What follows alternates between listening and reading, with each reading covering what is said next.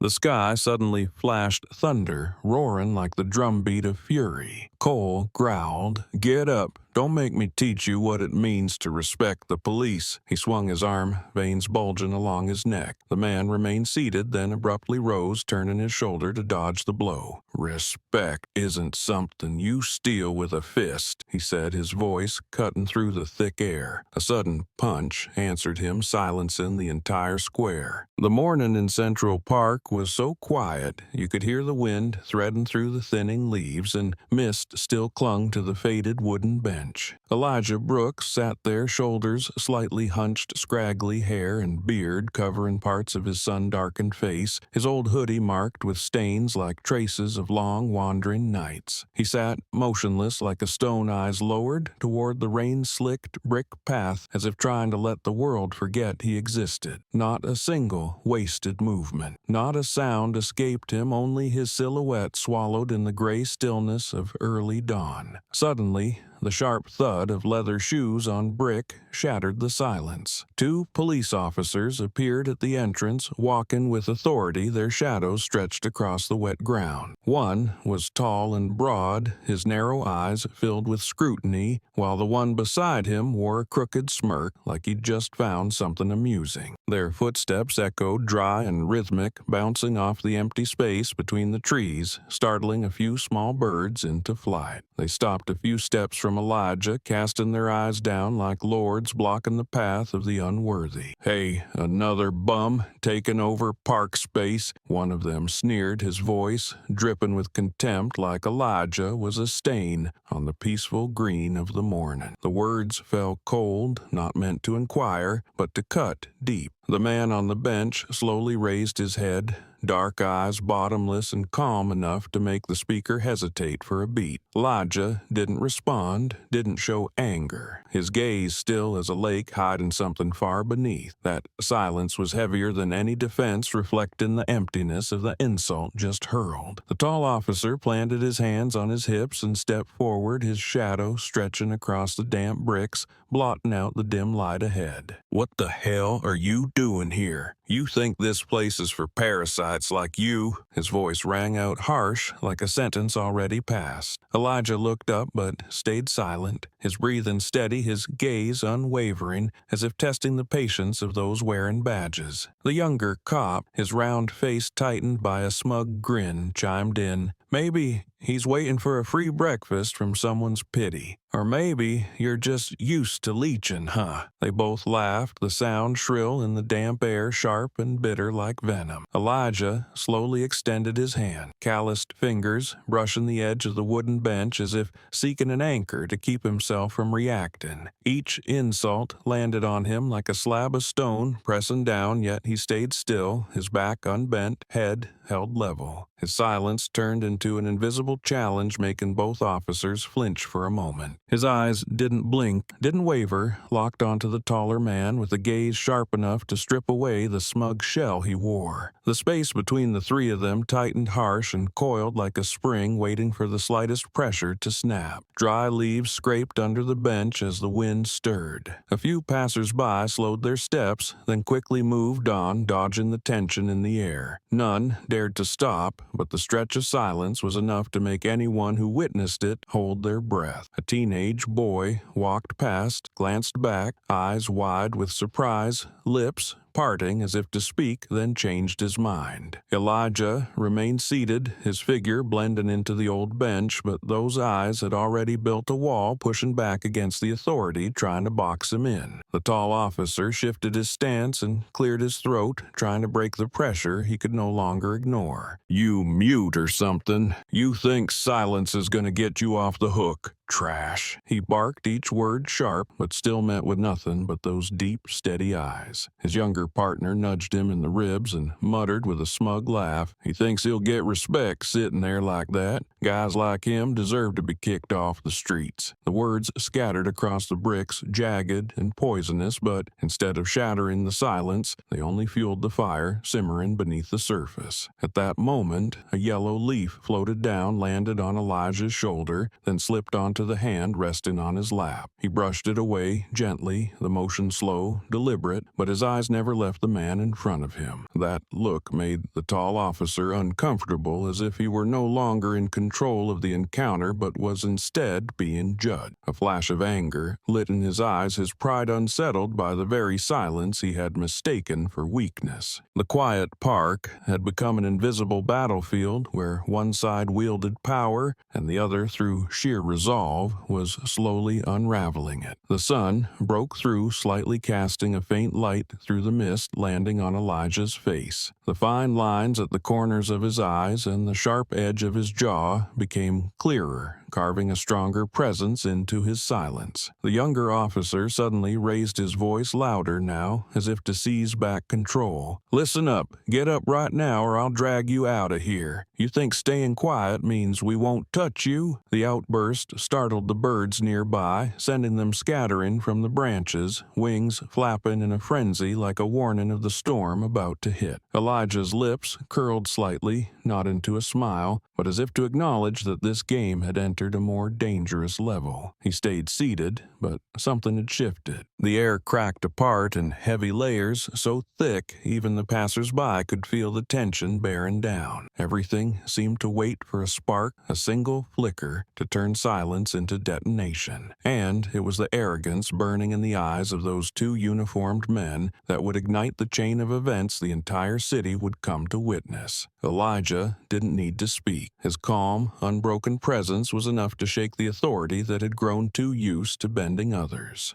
The screech of a bus braking tore through the thickening tension in the park. Passengers stepped off bags slung over their shoulders, eyes still heavy with sleep, some pulling their coats tighter against the sharp wind. They meant only to cut through the park like any other morning, but a sudden shout made them freeze. The young officer's voice, still tinged with immature bravado, snapped out like a whip. "Get up now, don't make me say it again." The command rang out, cutting through the thinning trees, sending a flock of sparrows bursting from the branches, their frantic wings beating like the warning shots before a collision. The newcomers turned toward the bench where Elijah still sat unmoving. Elijah slowly lifted his head unhurried, his dark eyes catching the faint morning light. He replied, voice low and steady, each word clear and deliberate. "I haven't done anything wrong." That calm declaration shifted the air between them. It wasn't an apology nor defiance, but a simple, solid truth. His even breath faded into the wind, clashing against the younger officer's rising fury. The cop's face flushed, red veins bulging along his neck, eyes darting like a predator sizing up its prey. He let out a crooked laugh, warped like a tear across his face. "Wrong. Your whole existence is a mistake." The words hit the wet ground with a crack, leaving behind a deadly silence. It wasn't just an insult, it erased the very right of someone to exist, and for the bystanders still lingering nearby, it was a knife to the fragile idea of fairness. A cold gust swept through rustling dry leaves, spinning those cruel words deeper into every ear. Elijah remained seated, his calloused hand tightening slightly over his knee, but his gaze held firm, carrying the silence of someone who'd weathered too many storms to be undone by one more. Nearby, an elderly woman stopped, pressing herself to a tree trunk, her trembling hands gripping the hem of her coat. She looked at Elijah with eyes blurred by tears, lips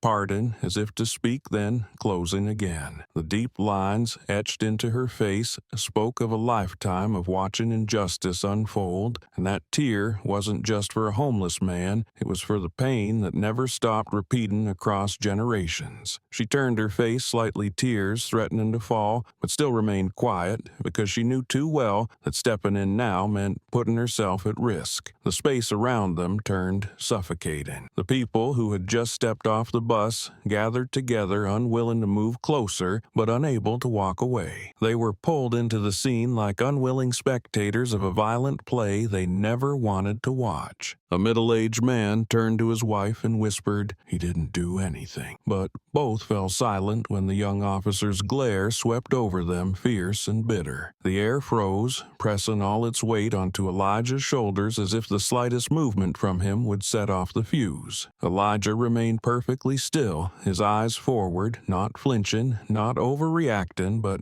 refusing to lower his head. He was like a stone outcrop in a raging current, letting the furious waves crash and howl against him, trying to wash him away, but unmoved. His silence was no longer passive endurance. It had become a silent dare that made the man across from him burn with frustration. The young officer clenched his jaw, veins pulsing at his temple, his arm twitching, rage flashing in his eyes, preparing for a violent move to prove the power of the badge he wore. The witnesses began to whisper among themselves, and a few phones were raised, higher lenses trembling as they pointed toward the bench. Through those cameras, the frame was clear, a badge trying to crush the dignity of a man who refused to stand. No one said it aloud, but everyone sensed they were on the edge of something about to explode. A car horn echoed in the distance, adding pressure to a scene already stretched thin like a countdown to a trigger being pulled. In the tense silence strung tight like wire,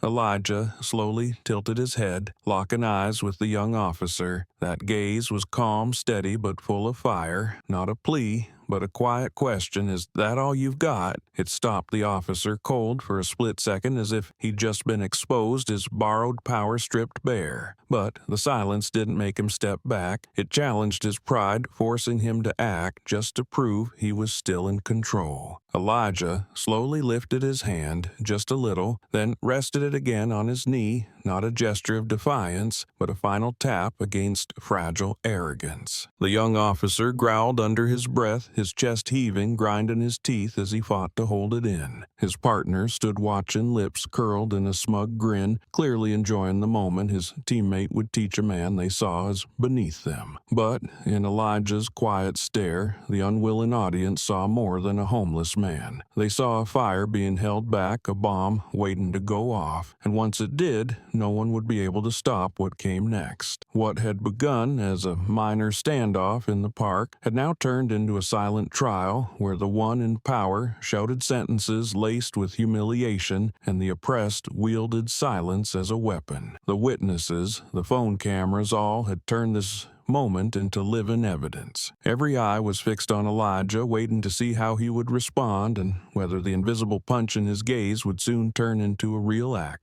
Morning light filtered through the bare branches, sharp beams slicing across the dew-covered grass like blades. The cold wind swept in waves, scraping skin, carrying the damp scent of soil and rotten leaves. What seemed like a peaceful scene had become the stage for a blatant display of contempt. Another officer, younger and leaner, stepped directly toward Elijah, eyes filled with open scorn. He kicked at Elijah's worn shoes, the cracked leather peeling at the seams, a soft kick, but one that insulted Elijah's entire existence. "Go, beg, somewhere else. Don't dirty this street," he said coldly, not as a command, but as a sentence from someone who believed he had the right to judge. Elijah's torn cap flew off, rolled across the wet grass, and stopped at the base of a tree. He bent down and picked it up, his calloused hand trembling slightly from the biting wind. The movement was slow, unhurried, as if he were holding on to his calm with effort. He clutched the cap in his hand, looked up, and spoke, his voice, low but clear, cutting through the thick air. "I was just sitting here." The sentence was short, not a plea, not defiance, just a quiet reminder that he had done nothing wrong. Yet, to the men before him, that calm was a thorn that only made them feel more compelled to crush him completely. "Don't talk back," the young officer growled, stepping closer, the stench of stale smoke clinging to his breath. He pointed a finger at Elijah's face,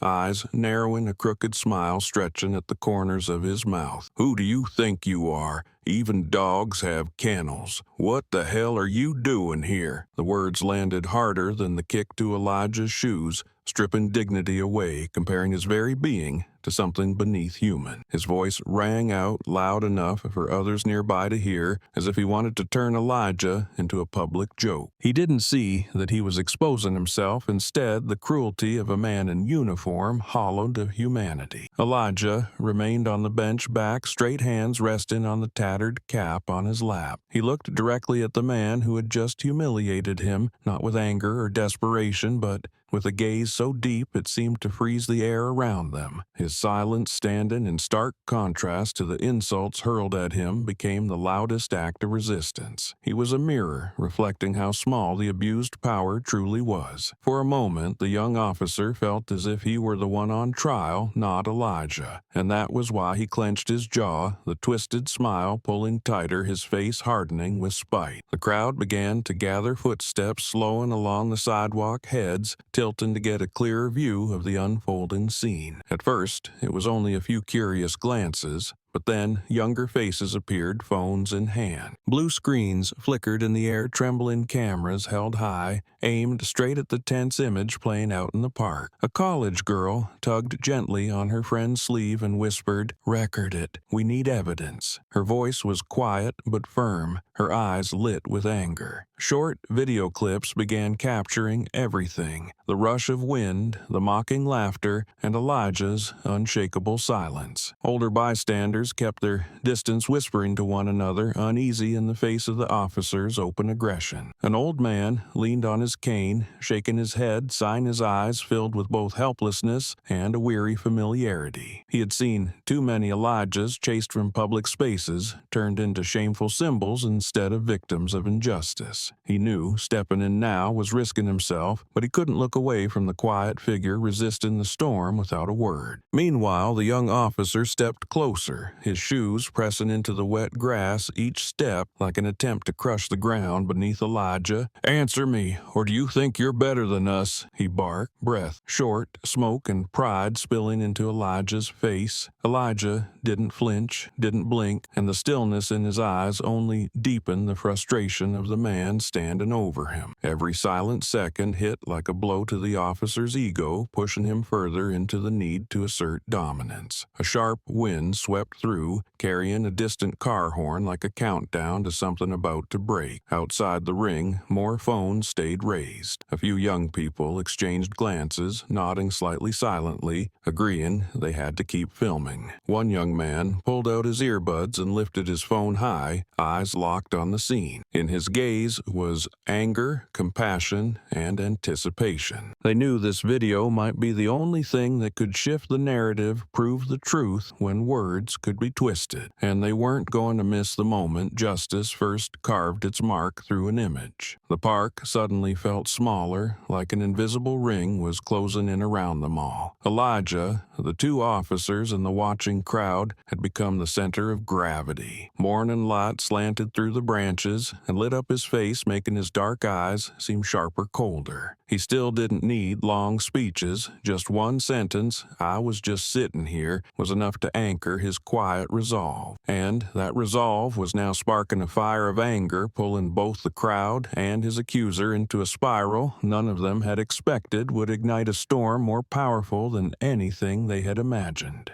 A fine mist began to fall, drifting through the air before settling as a thin film on the glass of the tall buildings surrounding the park. Steam rose from the damp pavement, forming a low haze that made the space feel even darker. The people near the park entrance no longer pretended indifference. Their eyes now sneaked toward the bench where the tension between Elijah Brooks and the two officers had grown thick. A strange silence spread through the crowd, layered with whispers, the faint buzz of phones vibrating, and the pounding hearts of those watching. From a distance, a figure stepped out from the crowd, walking with heavy, deliberate strides, broad-shouldered and solid, with short, gray-streaked hair. His dark, blue uniform stretched tightly across his back like an invisible shield. It was Cole, a seasoned officer, known for his aggression and arrogance. He walked slowly, his polished shoes landing with dry thuds against the brick path. That walk alone projected authority, but not the kind earned through integrity. It was power built on constant threat. When he stopped in front of Elijah, the mist clung to his shoes, and his hard glare pressed downward, demanding submission without a word. Cole reached down, fingers brushing the edge of the handcuffs at his side, the cold metal glinting under the streetlights still burning faintly. His fingers tapped slowly against the steel, making a crisp, hollow sound, part warning, part intimidation. He didn't need to speak. His gesture alone made it clear Elijah could be cuffed and hauled away at any moment. Elijah remained still. His breathing quickened just slightly, but his expression held steady, his eyes calm but taut, like a steel cable stretched to its limit. Cole leaned in, breath thick with stale coffee and smoke from the night before, and hissed in a low, deliberate voice through clenched teeth, "Out here, the law is what we say it is." The words hit like ice, leaving no room for reply. It wasn't a statement. It was pressure, blunt and unapologetic, the weight of a man standing above, forcing judgment onto someone who hadn't yet been allowed to speak. The crowd stirred at those words, some covering their mouths, others shaking their heads, eyes flashing between each other before turning back to Elijah, waiting to see how he would respond to the open humiliation. Elijah clenched his fist inside his jacket pocket, his hand trembling not from fear, but from the strain building within.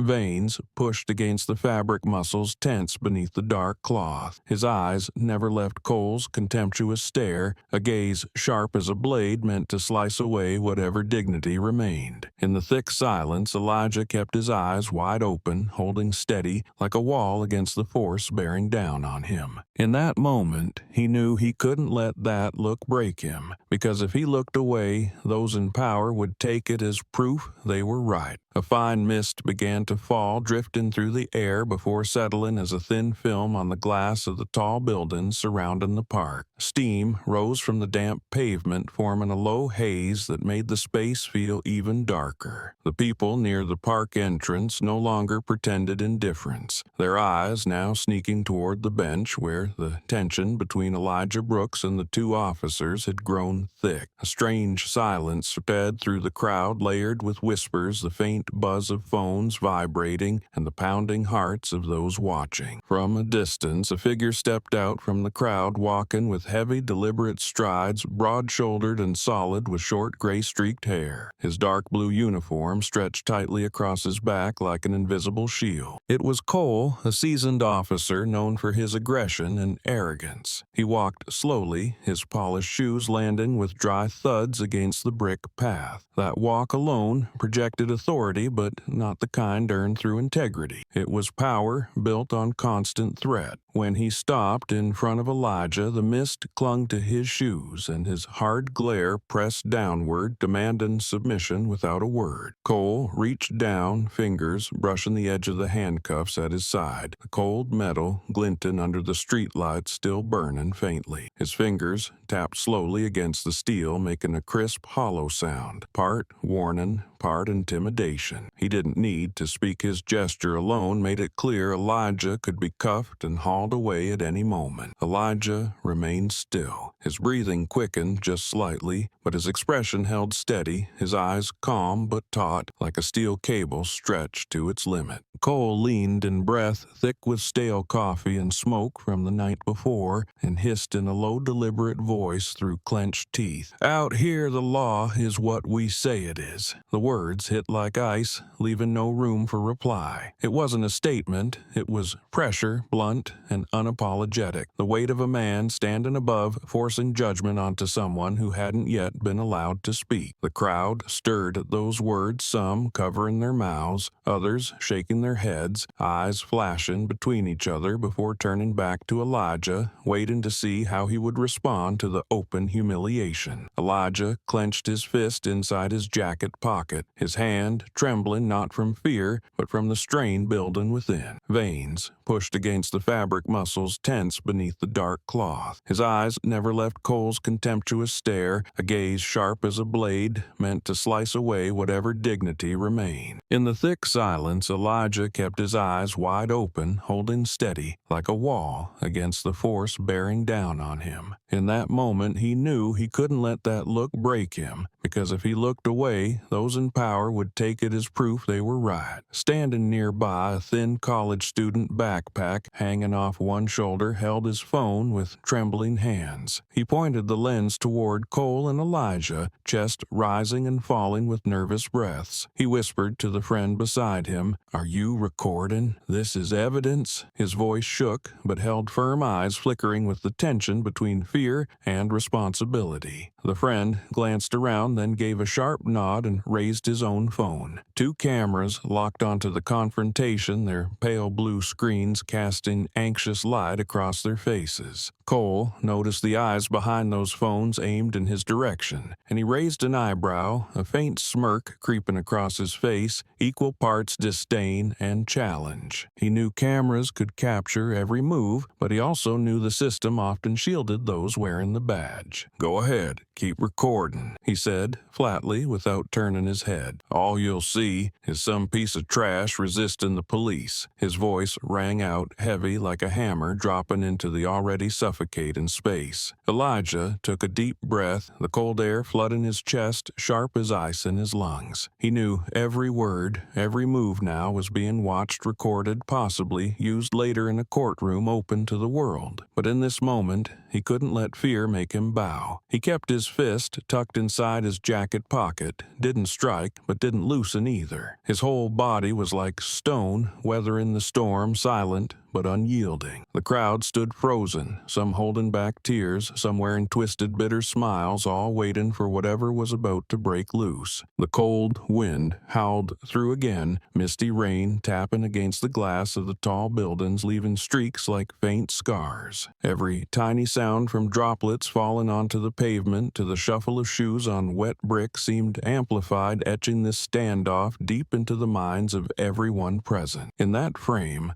Elijah sat upright, eyes steady, Cole looming like a predator, while the student and others clutched their phones, taut hands shaken but determined. A long moment passed, stretched out like an eternity. Elijah said nothing more, but his silence surged like an underground wave, forcing Cole into action. His hand slipped off the cuffs and clenched into a fist, his eyes red with fury. He stepped forward, his shadow spilling across the soaked sidewalk, engulfing the man still seated.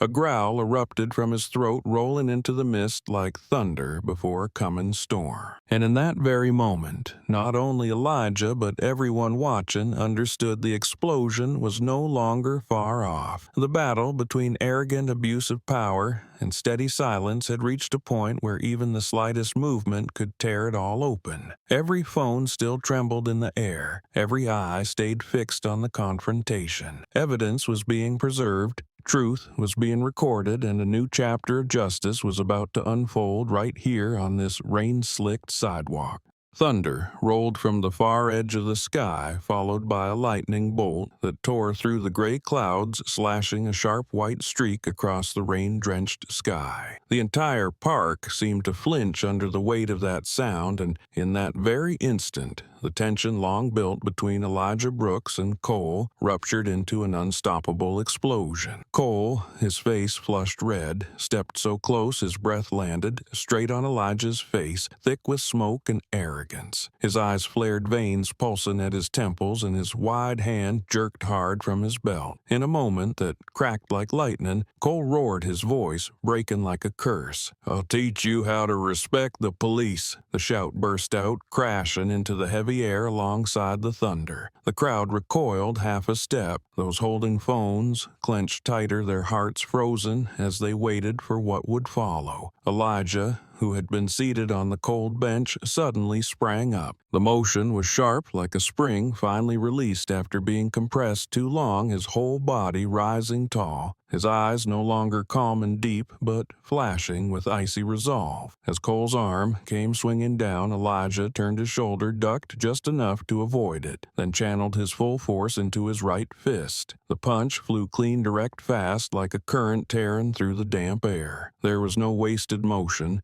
no wind-up, just the sudden release of strength that had been coiled in silence. A dry, brutal sound cracked out as Elijah's fist landed square on Cole's cheekbone, louder in its weight than even the thunder still rumbling overhead. Cole's large body reeled feet, slipping on the wet bricks, arms flailing in a useless effort to regain balance. A streak of bright red blood sprayed from the corner of his mouth, mixing with the mist running down in a thin line along his chin. The crowd stood frozen mouths agape, eyes wide, no sound escaping in time. Silence held for a beat, as if no one could believe what they had just seen. Then, from the back, a single cheer broke through like a spark catching in a bed of smoldering coals. "Oh my God, he hit him!" a young man shouted, phone shaking in his hand, still recording. That cheer lit the fuse spreading through the crowd. Other voices followed, scattered claps, sharp cries, all blending into a rising wave of chaos. Police sirens wailed in the distance, their sound slicing through the misty rain, bouncing off the glass walls of nearby buildings and echoing back into the park like a warning bell. The people standing nearby clutched their phones' tighter cameras, shaking in unsteady hands, but no one dared to lower them. They knew they had just witnessed a moment that couldn't be undone, a moment that might shake the entire city. Curious and fearful eyes turned toward Elijah, but his face didn't waver. He stood firm, the hand that had thrown the punch still clenched, eyes locked on the staggering figure of Cole ahead. Cole clutched his cheek, breathing ragged, his eyes burning with a mix of fury and disbelief. He was used to others trembling when he yelled, used to heads bowing when he raised a hand, but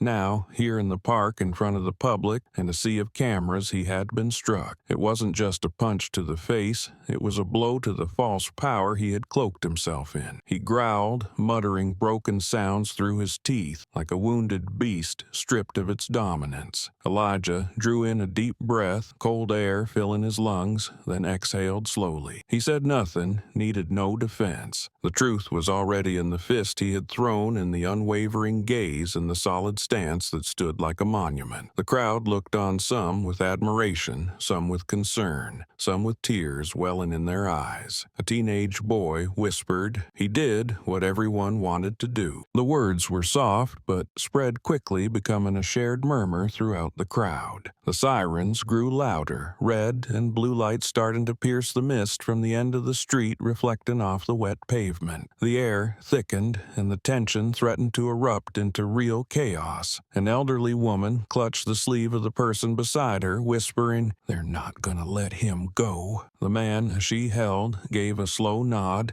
eyes still fixed on Elijah, voice hoarse. But that was the punch this city needed to see. Elijah still hadn't looked away from Cole. He knew the punch had changed everything. There was no going back, no quiet retreat into safety. But he also knew that without it, the humiliation would have stayed buried under the mask of power. In the drifting rain, the blood from Cole's lip dropped in bright red beads onto the bricks, merging with puddles and mist, forming evidence that could never be erased. A strong wind rose sweeping through the trees, scattering yellow leaves across the scene like a storm-streaked canvas. Phones kept recording their blue screens, lighting the faces of those still frozen. No one turned away, even as the flashing lights grew closer. A truth had just been carved into the moment, and everyone there knew it would never be buried again. Elijah stood there, hands still clenched, his face calm in the misting rain, and flashes of lightning, an image etched deep into the minds of those who witnessed it. And as the wailing sirens drew closer, everyone understood that from this moment on the story had turned a page. It was a page heavy with storms, but also one illuminated by the very punch that had just landed in the middle of the park. That single act, simple yet defiant, had pierced the silence and shaken the ground beneath them. And now, nothing would be the same.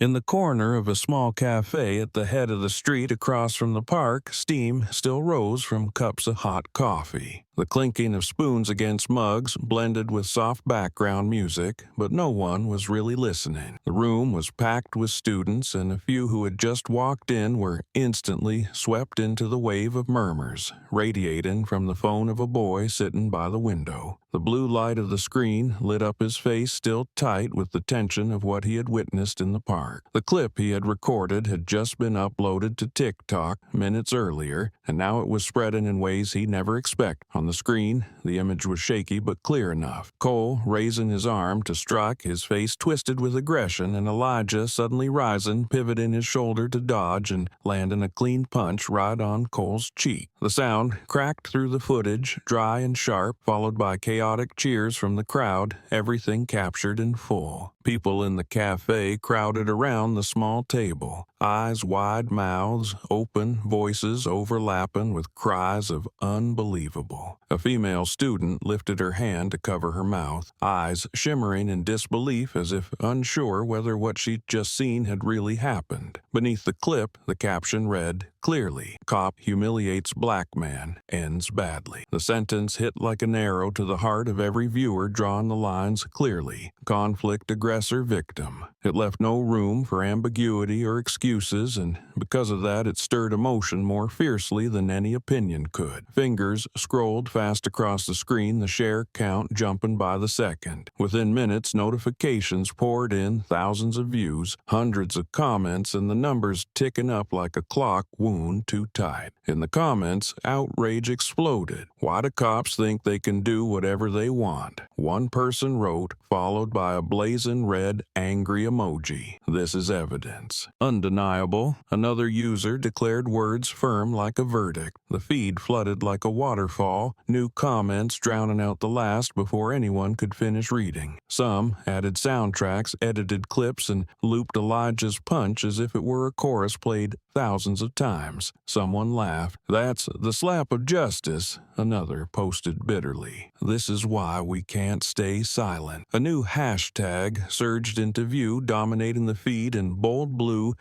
#you messed up. It spread like wildfire from Facebook to Twitter to Instagram. Students in the cafe passed phones between them, each one repeating the phrase like a mantra to expose those who abuse power. One guy sneered, typing fast, "Cole, you just lost your reputation in front of the whole world.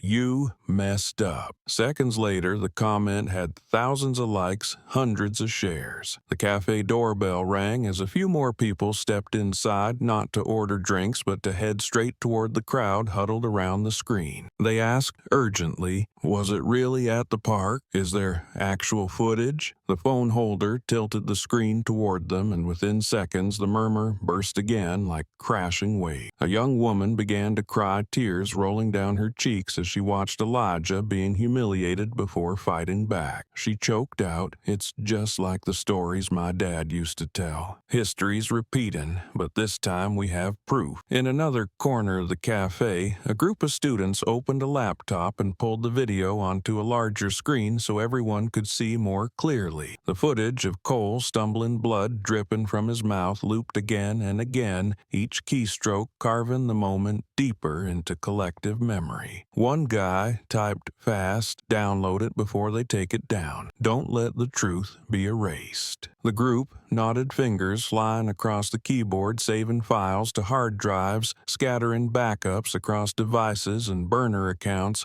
leaving no way to bury it. Out on the street, young people streamed out of the cafe, phones held high, eyes locked on their screens. They shared as they walked, notification chimes echoing in waves. A few stopped in the middle of the street shouting, "Look, justice just got recorded." Their voices rang out, drawing others to pause, join the growing circle. Within minutes, the video had broken through the city's borders, jumping time zones, landing in inboxes across oceans. Every share was like a tap against what was once a clear pane of glass, now cracking into 1,000 sharp pieces. Inside the cafe, blue light from dozens of phone screens lit up the faces of students, office workers, and passers-by. Everyone was caught in the whirlwind of a truth finally exposed. Some sat in silence, eyes red. Others slammed fists onto tables in fury, while a few gave bitter, knowing laughs. A man with a scruffy beard muttered, "This isn't just his story anymore, it's all of ours." The words made those nearby nod slowly, and for a brief moment a strange sense of unity filled the air, like a thread stitching scattered hearts into one. Elijah, unaware that the video was exploding across the internet, still stood in the park under the misty rain, facing the searing stare of coal. But the story had already slipped beyond them, past the brick walls and trees surrounding the park. It had become a wildfire, passed from hand to hand, through tiny, powerful screens, shaking the very system that once hid behind silence. Somewhere in the city, a government official sat down at his desk phone, buzzing non-stop, screen overflowing with alerts. He frowned, but knew at once there was no putting out this fire. Every click, every share, every angry comment was turning Elijah's unexpected punch into a symbol, a living piece of proof of a truth long suppressed. And as the hashtag #YouMessedUp continued climbing global trend charts, the story was no longer just a video a few seconds long. It had become a verdict, a reckoning, a spark in the public conscience. Each interaction pushed it further, louder, deeper into the collective awareness. This was no longer a moment, it was a message that an era of injustice had reached its breaking point.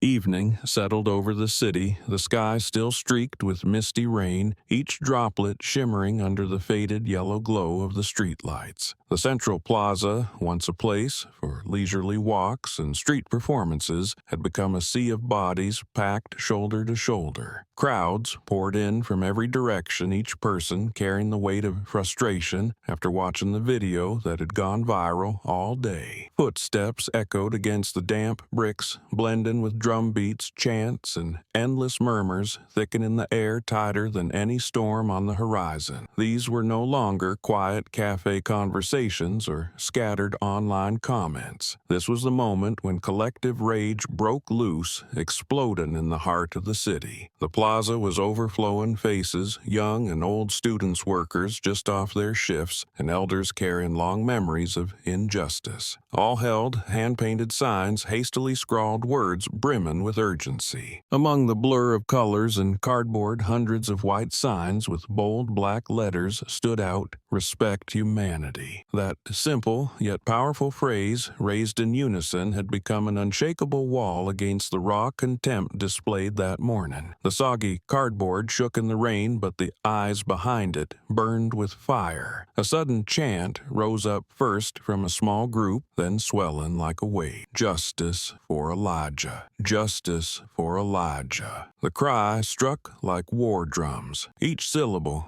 bouncing off the concrete walls of nearby buildings, echoing back as a thunderous chorus. For the first time, Elijah's name was shouted by thousands, no longer drowned in the silence enforced by police, no longer buried in a cold report or temporary holding file. It had become a slogan, a shared demand for justice. Each shout pounded against the walls of long-standing denial, cracking them line by line. In the crowd, an elderly man stepped forward, leaning on a cane, his back bent but his eyes still bright. He trembled, thin hands gripping the cane tightly, and his voice, rough but strong, rang out through the sea of people. "They used to chase me away like that, too." The sentence was short, but it dropped like a stone on every heart. A sudden hush fell, followed by an eruption of applause. The clapping wasn't just for one old man's words, it was a collective acknowledgement that this injustice had lived too long, burned too deep into the memory of a generation. Young faces turned to him, eyes glistening, feeling as if they had taken a torch passed down from the past, vowing never to let history repeat itself again. Phone screens across the plaza lit up at once, waves of blue light reflecting off faces filled with anger and resolve. People went live streaming the images and chants across the globe. Comments from friends overseas rolled in non-stop. London stands with you. Paris stands with Elijah. Johannesburg supports justice. Each message scrolled across the screens like distant winds feeding the same fire. A young woman gripped her friend's hand, eyes red, whispering, "We're not alone. The whole world is watching." The international media didn't miss a beat. CNN aired the video repeatedly during the evening news with the headline at the bottom, "The Punch of Justice." The BBC showed the massive crowd with the caption,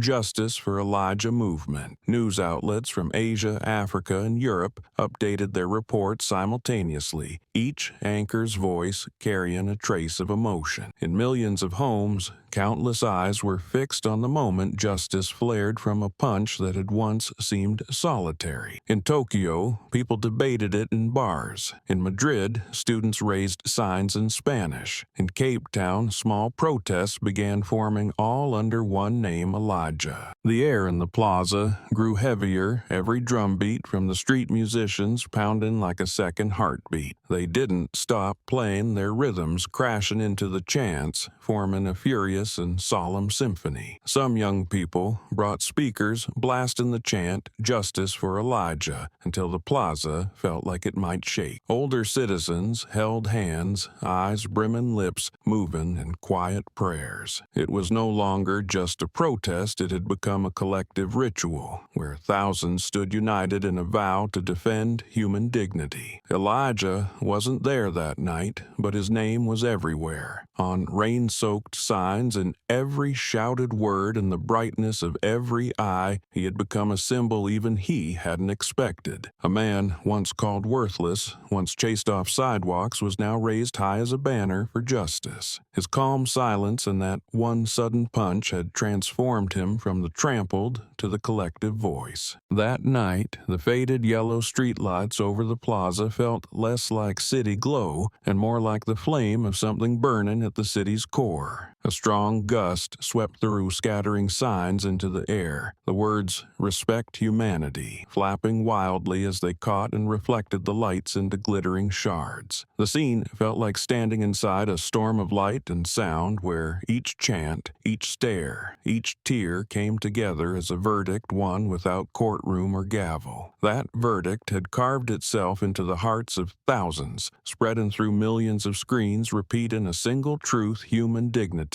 is not something to be trampled. And when international news outlets unanimously called it the punch of justice, the story moved beyond a park, beyond a city. It became a movement, a fire spreading across the globe. Those wearing badges could no longer hide behind silence. Those who once bowed their heads now stood tall, and the world understood that justice can begin with a single small moment, but that moment can shake an entire system. That night, the plaza blazed, not just with streetlights, but with the fire of justice burning in the hearts of thousands, spreading through every corner of the city, leaping across borders so the world could see and shout together, "Justice for Elijah." Night fell over the city, streaked with bright lights from the billboards, outside traffic still flowing steadily beneath the towering buildings. In a luxury hotel at the center of it all, on the top floor, a soft amber glow spilled from a lamp beside the window. The curtain hung half-drawn, leaving just enough of a gap to view the city boiling with protests and chants of justice for Elijah rising from the plaza below. Inside the quiet room, Elijah Brooks sat motionless, as if he too needed a pause to steady his heartbeat after the relentless day. On the table, a glass of dark red wine shimmered, reflecting his contemplative silhouette. He raised a hand and removed the worn cap that had clung to him all day, the image of a homeless man still fresh in the public's mind.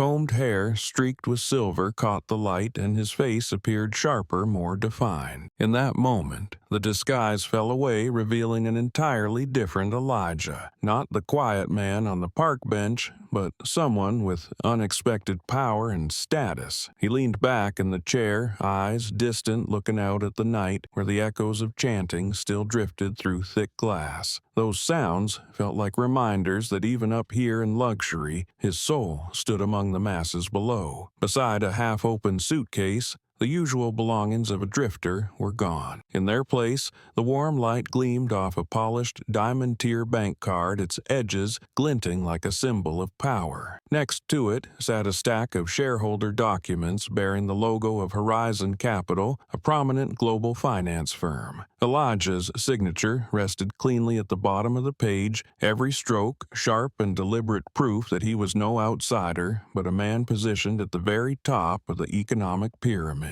Everything he had carefully hidden beneath the image of homelessness now lay exposed, quiet but dazzling, making the contrast even more striking. The phone on the table suddenly rang, the screen lighting up with the words Boardroom HQ.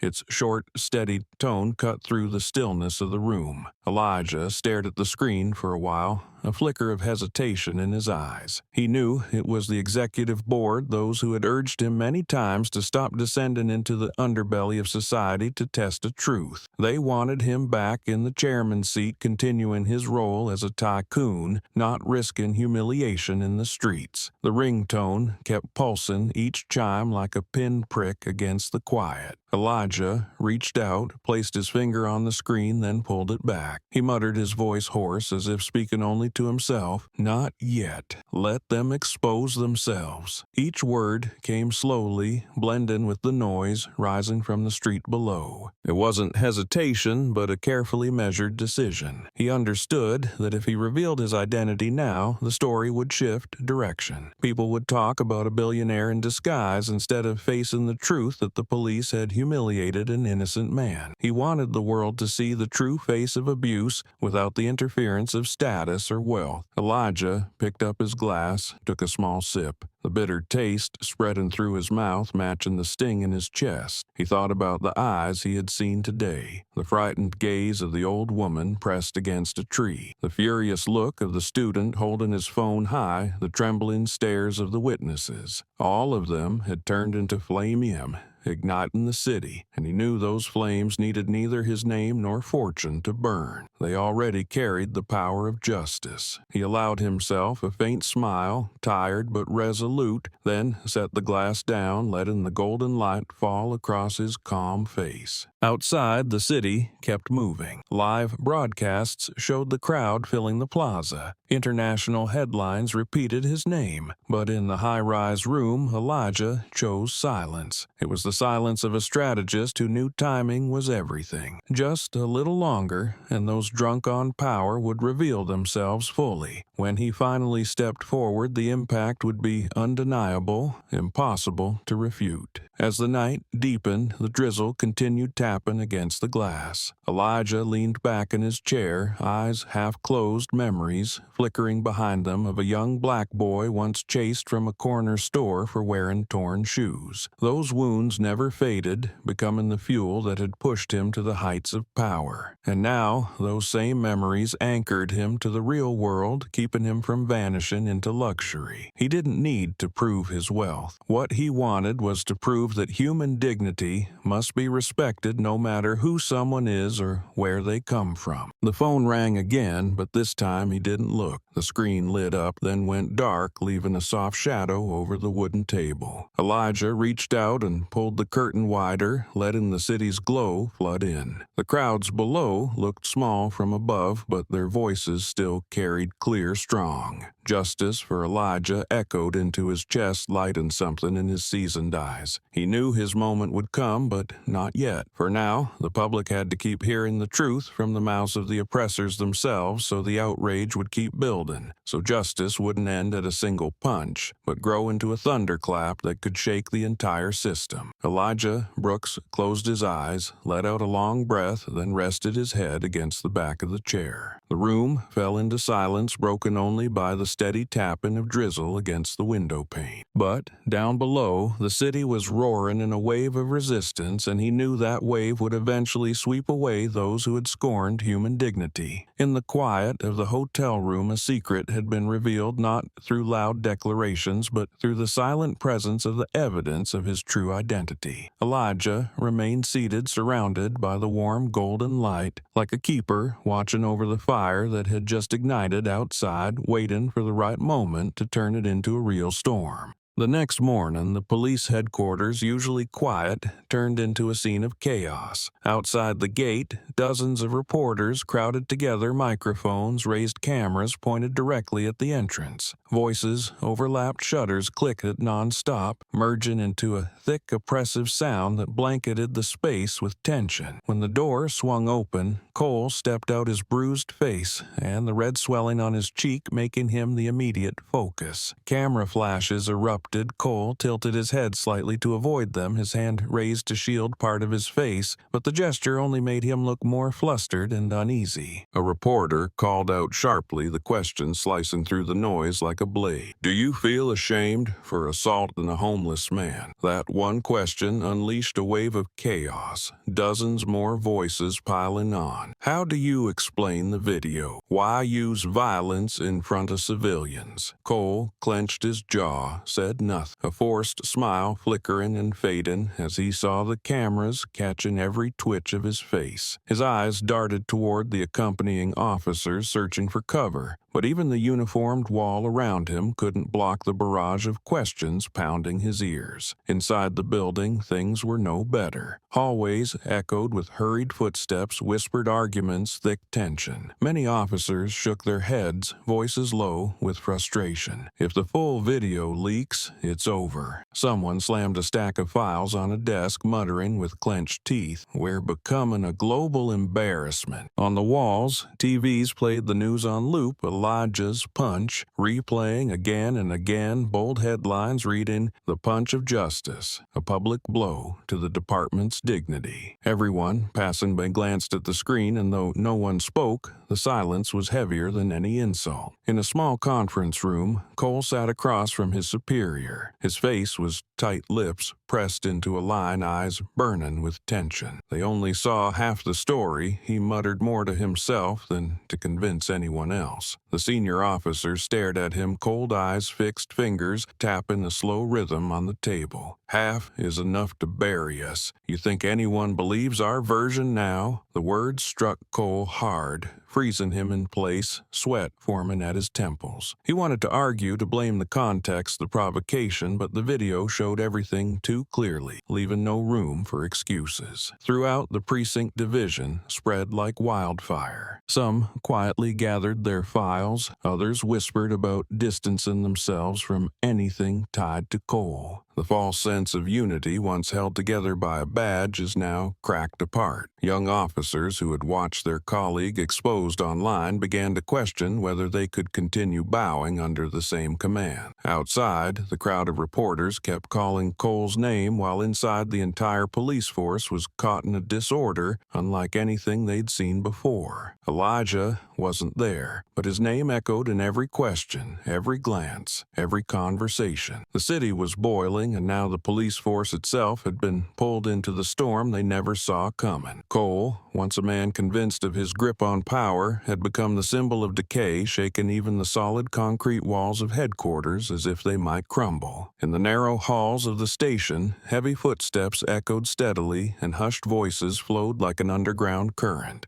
Young officers leaned into corners, exchanging glances, lowering their voices as if the walls had ears. One let out a long breath, face drawn after a long shift, leaning close to whisper to a colleague, "If the full video drops, it's over." The short sentence struck at the exact fear circling everyone's mind like a blade slicing through the already thick tension. Another officer, older arms, crossed face, tense, but eyes full of uncertainty, nodded slowly in agreement, lips tightly sealed to avoid saying anything that could make it worse. In a small conference room upstairs, Cole sat facing a few colleagues, his bruised face lit clearly under the white ceiling lights. Every mark on his cheek was an unerasable reminder of what had unfolded before the public. He could hear the whispers bleeding through the hallways, and the feeling of being cornered grew. Though his usual chair was still there, the shiny nameplate still clung to his chest, the authority around him had begun to collapse. Cole clenched his fists, his jaw tightened, eyes locked on the thick wooden table. Then he growled through gritted teeth. They only saw half the story. His voice was hoarse, laced with anger and bitterness, as if trying to convince himself that there was still a way out, a way to salvage the image already dragged through the dirt. The others in the room didn't respond right away. Some lowered their heads, fingers tapping anxiously on the table, while others exchanged worried glances. They understood what Cole was trying to say, that the circulating video didn't show everything, that he might craft a new narrative to cover up the truth. But everyone also knew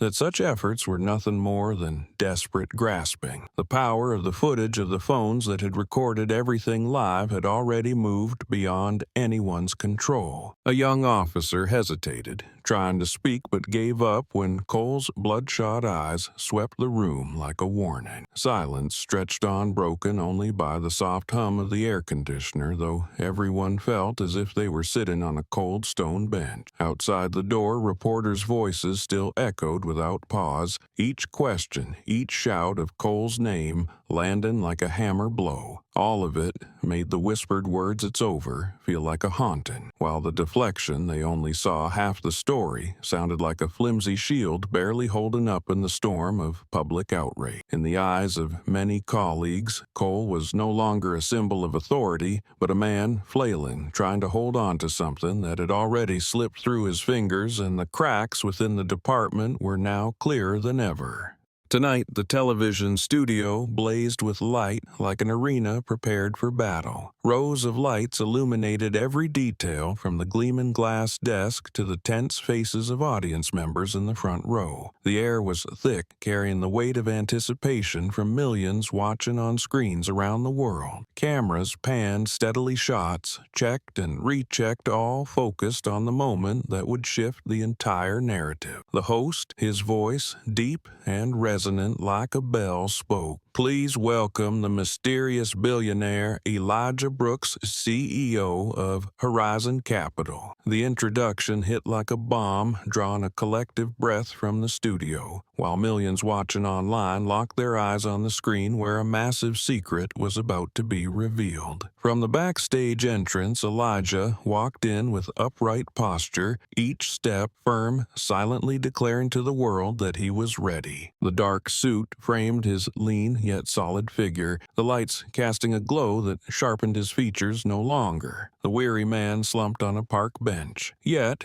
behind the composed exterior, his eyes still held depth waves of memory and pain from humiliation, and the resolve that came with choosing to confront rather than escape. He reached the chair at the center of the stage, the sound of his footsteps clear and steady. The studio fell completely silent, broken only by the sound of breath being held. The camera zoomed in Elijah's face, filling the screen behind him, each sharp feature almost unbelievable to viewers who had seen him dismissed as worthless just days ago. Live comments flooded in across platforms. "No way, that's really him. Elijah Brooks disguised as a homeless man, a billionaire assaulted by police. This is unreal." The viewer count surged by the second, a reflection of public curiosity laced with outrage. Elijah gave the host a subtle nod before taking his seat, the motion deliberate yet solemn, as if bracing to deliver a statement destined to be etched in history. The host leaned slightly towards his guest, his gaze tinged with a hint of respect. "You've shaken the world," he said, voice steady and low. "Why choose to live under the guise of a homeless man?" Elijah bowed his head slightly, drew a deep breath, then spoke. His voice was warm but carried far, each word sounding as if it had been carefully sharpened before release. "Because I wanted to see the world through the eyes of those at the very bottom. When you take away the suit, the business card, the assets, how do people treat you then? I've seen enough of the contempt, but I've also seen the last flickers of compassion. More importantly, I wanted the world to witness how power is used to trample the powerless." His answer brought a pause over the entire studio. Then came the first round of applause, slow but certain building into a wave of thunderous clapping. In a dark corner, Cole sat before a small screen, the glow of the television casting a pale sheen on his face. His eyes were locked on Elijah, his hands clenched so tightly they'd gone white. The words, "mysterious billionaire," and the solemn image of his opponent struck him like a second blow straight to the pride that had already cracked. He saw clearly now what he once dismissed had become the very weapon turned against him, and fear crept into every inch of his skin, making the rage in his chest feel even more suffocating. While the world outside hailed Elijah, Cole knew the days ahead would drag him into a storm he couldn't escape. The camera returned to a close-up of Elijah, his eyes sharp with resolve but filled with conviction. This wasn't just the revelation of an identity, it was a warning aimed at those hiding behind the walls of power. That live broadcast etched the name Elijah Brooks into the minds of millions, not as a luxury billionaire, but as a living witness to the truth that human dignity must be protected, and that the punch he threw wasn't a personal outburst, but the first signal of a rising storm of justice. The studio erupted like a tidal wave, cheers, gasps, and applause colliding into a tremor of noise. People sprang to their feet, eyes wide in disbelief as the large screens behind the stage flashed an endless stream of social media comments. "Unbelievable. Is this real? Elijah Brooks went undercover." The words poured in like a flood, covering the live stream screen in a continuous surge. Emotions that had built up for days were now uncaged. Millions, stunned and outraged, no longer saw Elijah merely as a billionaire, but as a living symbol of a reversal no one saw coming. The host had to clap his hands repeatedly to get the audience to sit. The energy was too hot, too intense to contain. Across all platforms, the live stream was shared millions of times, new hashtags rising and blending with #you messed up, forming a massive wall of data. Some people laughed out loud at the punch of justice. Some shed tears hearing Elijah explain his disguise, and others typed furiously in rage, calling out every officer who enabled the abuse of power. The whole world seemed to be watching in unison, following every movement in the studio, each subtle expression on Elijah's face instantly becoming the subject of debate. Words of praise, cries of disbelief all swept across the digital space, turning the broadcast into an unmissable event etched into the stream of history. Several blocks away in a dark room, Cole sat silently before a small screen with no light except for the cold blue glow of the TV. His face twisted with the blend of rage and fear, eyes wide, bloodshot from lack of sleep and mountain stress. He couldn't look away from Elijah's composed figure on screen, couldn't drown out the roar of the crowd echoing from the broadcast, couldn't mute the barrage of searing comments flooding the screen. His hands clenched so tightly the knuckles went pale veins, bulging, breath short and heavy. In that moment, Cole felt the distance between himself and his opponent more clearly than ever. He had once believed that a punch in the park would amount to nothing more than a minor incident, that public outrage would fade, that the system's power would shield him. But the image of Elijah under the studio studio lights hailed by the world had shattered that illusion completely. The truth was no longer in his hands. It had slipped away and exposed the entire face of those who abused authority. He bit down hard, a thin line of blood trickling from the corner of his mouth unnoticed in the haze of fury, numbing all pain. In the dark, Cole was like a man backed into a corner, his chest heaving with each cry from the television, and for the first time in his life he understood the true fear of someone losing power. The city council chamber was brightly lit, but the light did nothing to lift the heavy atmosphere hanging over the room. The long rows of seats were packed with council members, each with a thick folder in hand, eyes pensive, voices clashing like waves in constant collision. Since the video of Elijah's punch went viral, the city had known no peace, and today this very room had become the new battleground. One side slammed the table, voice sharp. This is no longer an individual issue. This is proof that abuse of power has seeped into the entire system. Immediately, the opposing side fired back, claiming the media was exaggerating, that a single clip shouldn't dictate the fate of the entire force. The back and forth echoed tense as a drawn wire ready to snap at the slightest spark. The murmurs rose, and a few council members stood gesturing forcefully, to drive their points home. One slammed a palm on the table, the sound cracking through the room like a whip, silencing the crowd for a moment. "We can't sit here and pretend everything's fine," he said, eyes sweeping across the chamber. "Officer Cole is just the tip of the iceberg. If there's one, there are others,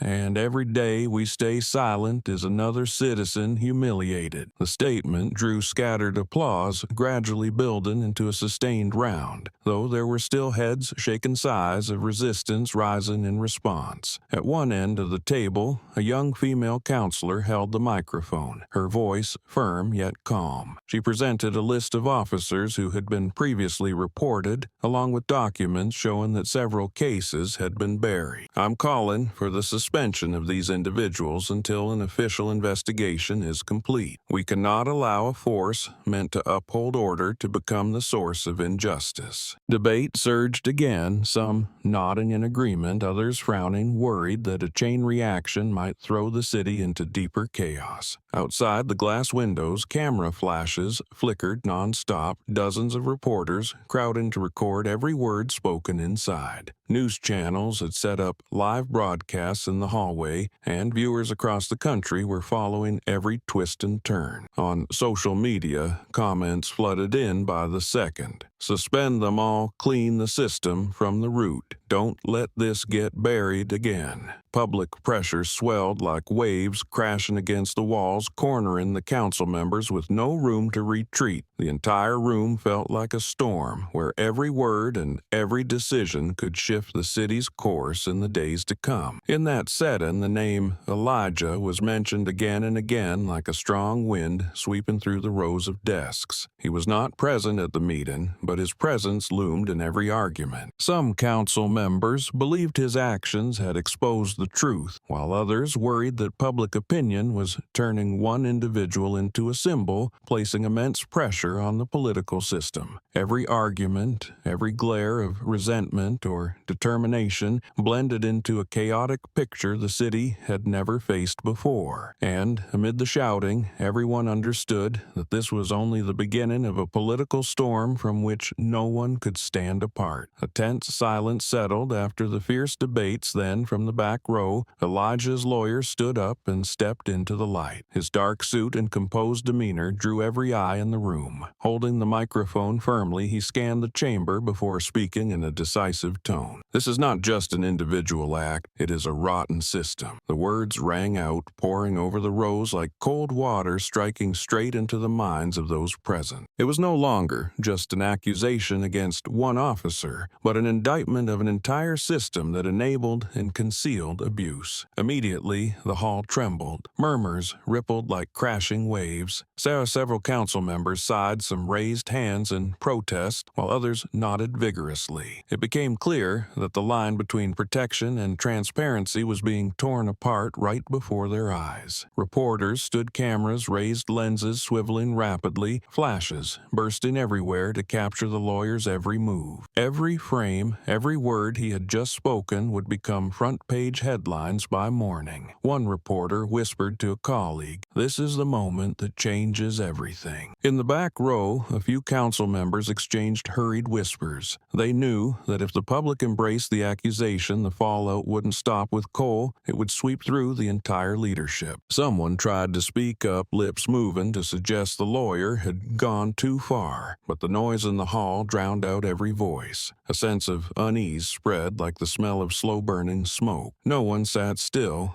Everyone looked around, searching for allies among faces shifting by the second. The lawyer continued, his voice growing sharper. "If we refuse to acknowledge the disease within this city, we'll continue to produce more. Coles will continue to let arrogance and violence wear the badge of justice. The issue is not just one man, it's the structure. It's the way we've let power slip beyond accountability." His word carved through the air, forcing even the quiet ones to glance at each other, eyes flickering with doubt, while the cameras captured every detail without missing a beat. The murmurs in the chamber grew louder, like a storm forming within four walls. Journalists scrambled to take notes, cameras zoomed in to capture every expression from council members, every small gesture from those in power. A few audience members stood and began to applaud, and that action quickly drew more to join, creating scattered but thunderous waves of clapping. The atmosphere erupted a mix of outrage and hope, signaling that a new boundary had been crossed, and from this moment on there would be no returning to the silence that came before. The prosecutor's office was bathed in cold white light, thick stacks of files scattered across a long wooden table, their paper edges frayed as if they had waited too long to be open. The air was heavy with the scent of old coffee, the soft rustle of turning pages echoing steadily, marking a night more intense than usual. In the middle of the room, a young prosecutor stood abruptly, eyes lit with a tired gleam, but voice firm. "We can't turn a blind eye."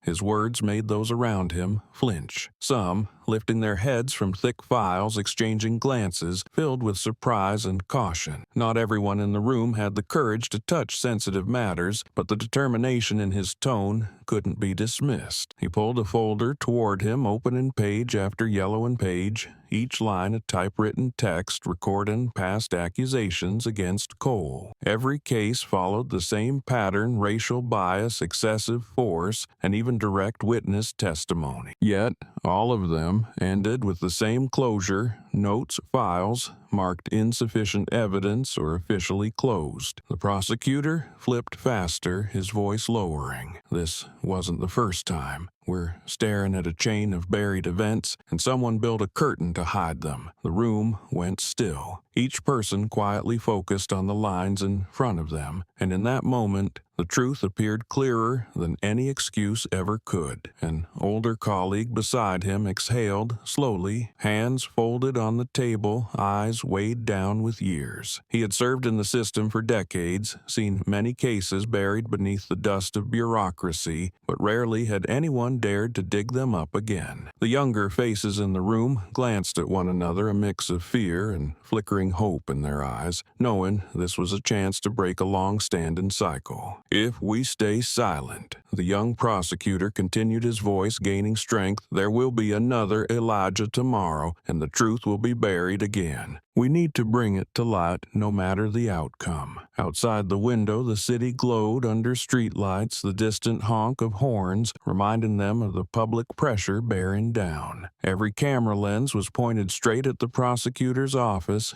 millions waiting for answers. No one in the room could pretend they didn't know anymore because the truth was printed plainly in the files lying silently before them. Another prosecutor tapped his pen gently against the table, speaking quietly but loud enough for all to hear. "If we let this go, we're admitting the law is just a cover." The weight of his words filled the air, pushing everyone into a quiet, shared understanding that the time for action had arrived. The files continued to pass from hand to hand, eyes scanned and paused lines once hidden, now standing as damning evidence. Cole was no longer just an individual who made a mistake. He had become the face of a decaying system. Inside that room, each prosecutor felt the weight of truth pressing down on their shoulders, and they knew once these files were released, the mask of power would be ripped off in full view of the public. One evening, amid a storm of ongoing debate, news channels across the board aired an explosive, independent report. No longer just short clips rushed onto social media, this was a full-scale investigation, each frame and piece of evidence woven into a dark, unfolding picture. Anonymous witnesses described being threatened into withdrawing complaints, and leaked recordings revealed calls arranging cover-ups to protect offending officers. A web of shielding within the police force came into focus, not just involving Cole, but naming others as well, slowly surfacing under the blinding light of truth. Viewers sat frozen, then fury surged as they realized the injustice came not from a single person, but from an entire machine designed to protect its own. The report spread rapidly. Furious comments flooded forums, and protest hashtags filled phone screens. On television, anchors read excerpts from the investigation, their voices firm. "This is evidence that the system protected wrongdoing instead of protecting its citizens." The statement struck like an arrow into a public already stretched taut. In cafes, schools, and offices, conversations circled back to the same point, the unveiled truth behind what had long been hidden. The mix of suffocation and outrage boiled through the city like heat on a stove, and no one could pretend indifference in the face of such glaring proof. In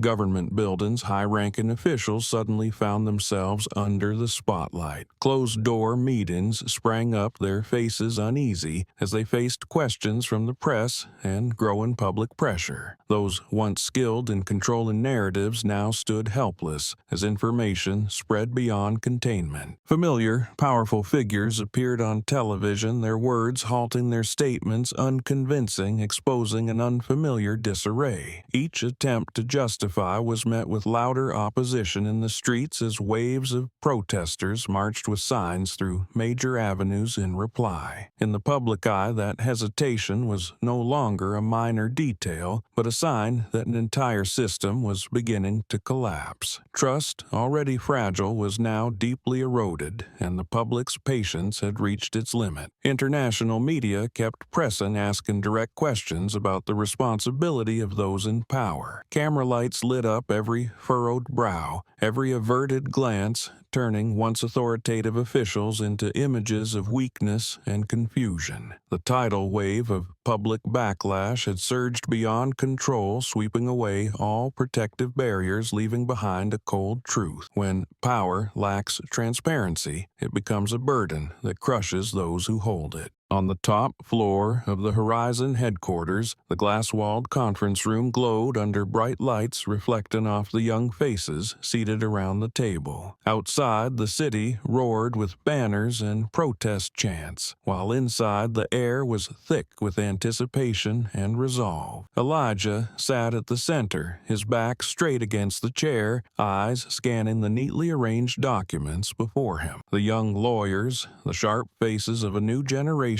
kept their focus locked on him, fully aware that this moment would shape the legal battle ahead. The air tightened until Elijah finally spoke, his warm voice, deliberate and resounding. "We will fund human rights organizations not just to bring the truth to light, but to ensure no one else ever has to be crushed the way I was. That statement was more than a financial decision, it was a vow etched into the minds of everyone present. One young lawyer looked up, eyes bright with admiration, hands trembling as he took notes. Elijah didn't stop there. His voice grew firmer. "We will sue Cole, and not just him, but the entire police department. This is no longer a personal matter. This is about the system." His declaration echoed through the glass room, sending a chill through those listening. Outside the windows, streetlights cast long streaks of light like markers of a justice now set in motion and impossible to reverse. The young lawyers began speaking rapidly. Files passed between hands, red pens flashing across pages. One insisted they needed evidence from the independent reports, and another pushed to gather every forgotten witness. Elijah listened, nodding, eyes unwavering. He wasn't just issuing orders. He was a rallying point, transforming the room into a command post. Under the glow of the lights, his face looked firm, untouched by fatigue despite the stormy days behind him. Every word he spoke seemed to reinforce the resolve of those around him, as if his presence alone replenished their strength. News of the decision quickly broke. Major headlines read Elijah Brooks files lawsuit against Cole and police department. Social media erupted with millions of shares, and comments flooded in full of satisfaction and support. Even those previously disengaged now joined in realizing this was no longer a personal story, but a turning point. In the glass room, Elijah paused for a moment, letting the city's noise filter in. He knew the legal battle ahead would be fierce, but he also knew his hand was now on the board, and from that moment there was no turning back. He clenched his fist slightly, the light catching the calluses on his knuckles, a silent testament to someone who had walked through the dark and was now leading a generation toward the light. Elijah stood up in the glass-walled conference room, the lights reflecting off his face, his voice deep and steady, echoing each word so clearly that everyone lifted their heads to listen. He paused for a few seconds as if to steady the breath of the entire room, then delivered the statement, "I will no longer stay silent, and no one else will have to either." In that moment, the air froze, and the young lawyers around the table seemed to witness a historic command. The words were not just for those present, but cut through the veil of cover-ups, awakening anyone waiting for a call strong enough to make them rise. The weight of that declaration didn't need an official press conference. Within hours, it spread across headlines, appeared on live news feeds, printed boldly on front pages under the line, "Elijah Brooks breaks the silence." Photos of him in the meeting room, sharp eyes, hand gripping the edge of the table, instantly became symbols of resolve. Major outlets ran headlines in the same tone, as if no one wanted to miss this moment. "No more silence, justice speaks." On social media, his words were quoted over images, tagged with new hashtags, turning into a message that reached millions. At coffee shops, people read the morning paper, pointed to the bold letters, and spoke with excitement. On subway trains, passengers looked up at the news screens, their eyes lit with hope. Communities once silenced found a sense of connection in it, a belief that they were not alone. A schoolgirl in a library copied the quote onto a sticky note and pressed it to her notebook, a reminder to herself. A factory worker repeated it under his breath during his shift, then smiled through the fatigue. These quiet acts proved that its reach needed no campaign. Truth carried a force that crossed every barrier on its own. At the same time, offices of power began to shake. Officials used to silence now faced a tide of open defiance. They realized Elijah's words were not just a reaction, but the beginning of a movement. Behind closed doors, meetings grew frequent, and whispers of worry echoed through the hallways. But no matter how they tried to sidestep it, no one could stop the message from appearing on phone screens and print on global news networks. Elijah had put an end to the long silence, and through its spread, society understood that a new chapter had officially begun. The courtroom glowed under harsh white lights, the air so thick it felt like even breathing came heavier than usual. Every seat in the gallery was filled, all eyes fixed on the defendant's stand where Cole sat in full uniform. He held his head high, face stiff with resolve, shoulders squared as if trying to project calm before the cameras and watching crowd. But his eyes betrayed the tension like cracked paint, unable to hide the tremors underneath. The gavel struck firmly, snapping the room into absolute silence. The judge, stern under the cold light, signaled the clerk to play the original footage from the security camera. The room stayed silent, broken only by the soft static as the screen came to life. The images played clearly, unedited, and complete each frame, revealing the full truth. Cole was seen approaching Elijah, his stance aggressive, his voice mocking his movements, provocative. Then, in a split second, he initiated the attack, knocking off the man's hat and preparing to strike, unaware that the man he targeted wasn't just another homeless figure. The truth unfolded so vividly that no report or excuse could cover it. Whispers rippled through the gallery, some people gasping aloud, others shaking their heads, eyes lit with anger. The TV cameras panned slowly, capturing every flicker of emotion in the crowd. The gavel fell again, but the murmurs kept rising like a rising tide that no small hammer could suppress. A plaintiff attorney rose to speak, voice firm and steady. "Your Honor, the evidence is beyond dispute. Officer Cole's deliberate assault cannot be hidden behind falsified reports." Cole sat frozen, jaw tight, both hands locked on the table in front of him. His eyes darted sideways toward the wall of cameras, the flashbulbs pulsing like a spotlight on guilt, the sweat on his brow glistening under the heat. Across the aisle, Elijah sat, calm and unmoved, sculpted in silence, his gaze not angry but sharply resolved. In the chaos of public opinion, Elijah's silence had become a counterweight, making Cole's isolation all the more stark. Everyone in the courtroom understood that the trial had reached a point of no return, with justice now emerging through every undeniable frame. The heavy wooden doors shut, but the noise from outside still leaked in a constant reminder that the world was watching. Every eye remained fixed, waiting for judgment. Cole still wore the discipline of his uniform, but it no longer offered protection. Each piece of evidence, each image cast on the screen had torn through that disguise, exposing one naked truth. He was not the victim of provocation. He was the one who planted the seeds of the justice storm, now roaring beyond those walls. The uproar erupted the moment the video ended, the courtroom bursting under the weight of public reaction. The crowd gasped, chairs scraped loudly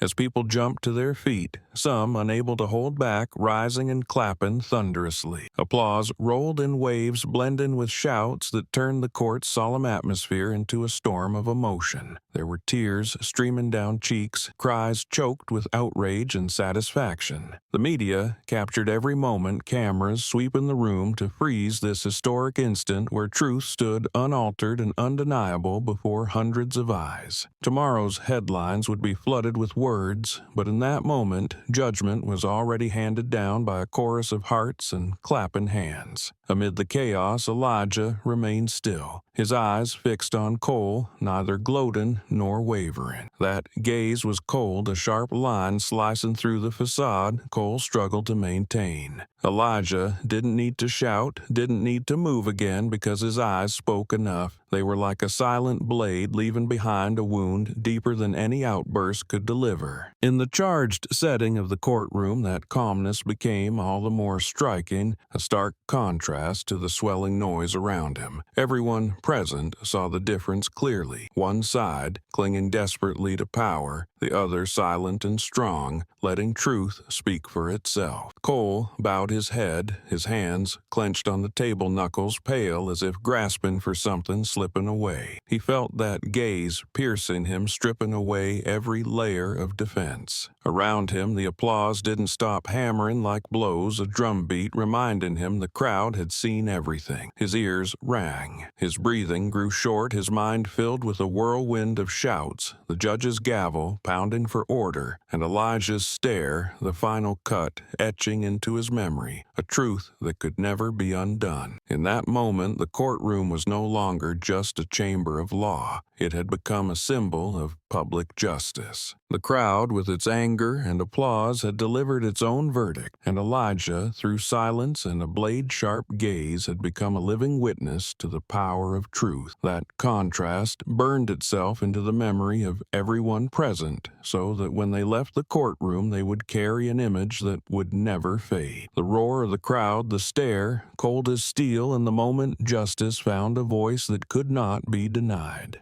The gavel struck with a thunderous crack, shattering the silence and freezing the entire courtroom. All eyes turned to the judge, whose voice rang out clear and firm, each word landing like an arrow to the heart. The defendant, Cole, is found guilty, sentenced to multiple years in prison. The sound split the air, and in all excuses, all defenses ever made. The room compressed, even breathing grew heavy, making space for the sentence to carve itself into collective memory. For a brief moment, the public gallery remained silent. Then, murmurs, sighs of relief, and glances filled with quiet satisfaction began to ripple across the courtroom. Cole heard every word crashing through his mind like thunder. His legs suddenly weak beneath him. He collapsed into the chair, his body slumping as if drained of all strength. His face went blank, eyes staring into a void, stripped of any trace of the man who once stood tall, smirking at the crowd. That smug smile, once his armor during days of deceit, vanished completely, leaving only emptiness and confusion. He reached a trembling hand to his face, but felt nothing but cold, unable to find anything solid to hold on to. All the shine of authority had fallen away, leaving behind a solitary figure staring down an inescapable verdict. In the rows behind, many exchanged glances, some nodding softly, as if affirming that justice had finally prevailed. Others clenched their hands tightly, eyes glistening not with pity, but with the relief that truth had been validated. The press seized the moment, cameras clicking furiously, capturing Cole's vacant expression to turn it into a symbol of the downfall of a system that once placed itself above others. Journalists knew this would be tomorrow's front page, an image marking the precise second when power was stripped bare in court. Elijah sat in the plaintiff's section, his gaze steady and fixed on the bench. He did not smile, did not clap, only watched silently as the final truth was declared. In his eyes was a calm, cold clarity, but also a glimmer of belief that justice was no longer forgotten. Facing Cole's collapse, Elijah didn't need to speak. The verdict had spoken for everyone. The gavel, the scraping of chairs, the exhaled breath of the spectators all blended together to frame a moment that could never be undone, the complete fall of Cole, a man who once believed his badge would shield him forever. Soft noises rose from the rows reserved for law enforcement as many officers who once stood shoulder to shoulder with Cole quietly got up, faces expressionless, then turned their backs and walked out. They avoided eye contact, dodged the cameras, but that act of turning away was enough to render Cole utterly alone. Once a man who gave orders, once feared and respected, he now stood as a shameful figure his comrades wanted no part of. A few remained seated, but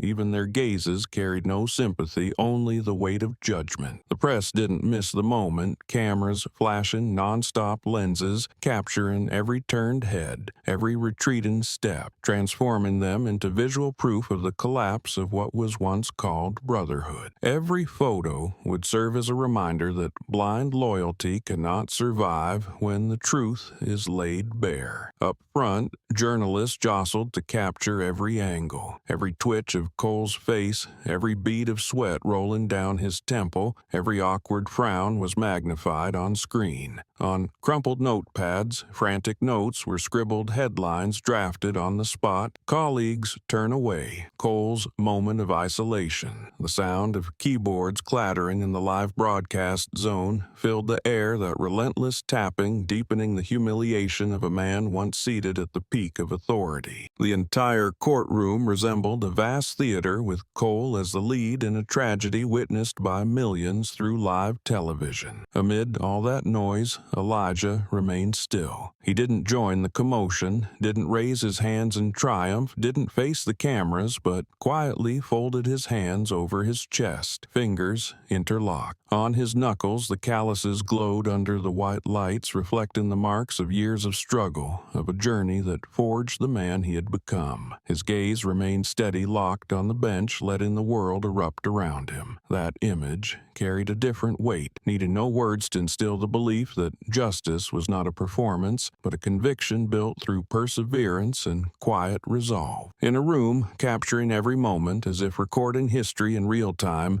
Elijah's silence became the focal point. It stood in stark contrast to Cole's noisy downfall, to the cold rejection from former comrades, and to the frenzy of the press. Those folded hands, those lit calluses under the lights, became the emblem of a simple yet undeniable truth. The power of justice lies in steadfast belief, and when one person holds that belief firm, even the most protected systems begin to crumble. Elijah sat there as a calm witness, letting every storm unfold around him while remaining unmoved, quiet, and untouchable. The courthouse doors opened, and the late afternoon light poured in, golden and radiant like a brilliant carpet rolled out across the steps. Outside, the square was packed, voices rising like waves crashing endlessly against stone, each roar joining a powerful chorus. Hundreds of arms lifted high, thousands of hands clapping in rhythm, and every gaze turned toward the man emerging from the heavy door. Elijah appeared in a simple suit, walking slowly but with resolve, his shoulders bathed in the warm glow of sunset, making his figure shine like a symbol of newly affirmed faith. The entire square erupted in cheers, voices calling his name in rare, united harmony. Elijah paused after a few steps, taking a deep breath, as if to absorb all the sound, all the emotion swirling around him. From within the crowd, a path opened up, clearing the way for a small, thin child, face damp with sweat, clutching a bouquet wrapped in old newspaper. The child stepped forward slowly, wide eyes lifted to Elijah, legs trembling amid thousands of towering adults. That innocence brought a sudden hush over the sea of people, and all eyes followed the child's fragile steps. When the child stopped in front of Elijah, no one spoke because the moment was too sacred for words. He bent down and accepted the bouquet from those trembling hands. The wildflowers, slightly crushed from the crowded journey, carried the weight of an entire generation, placing its hope in him.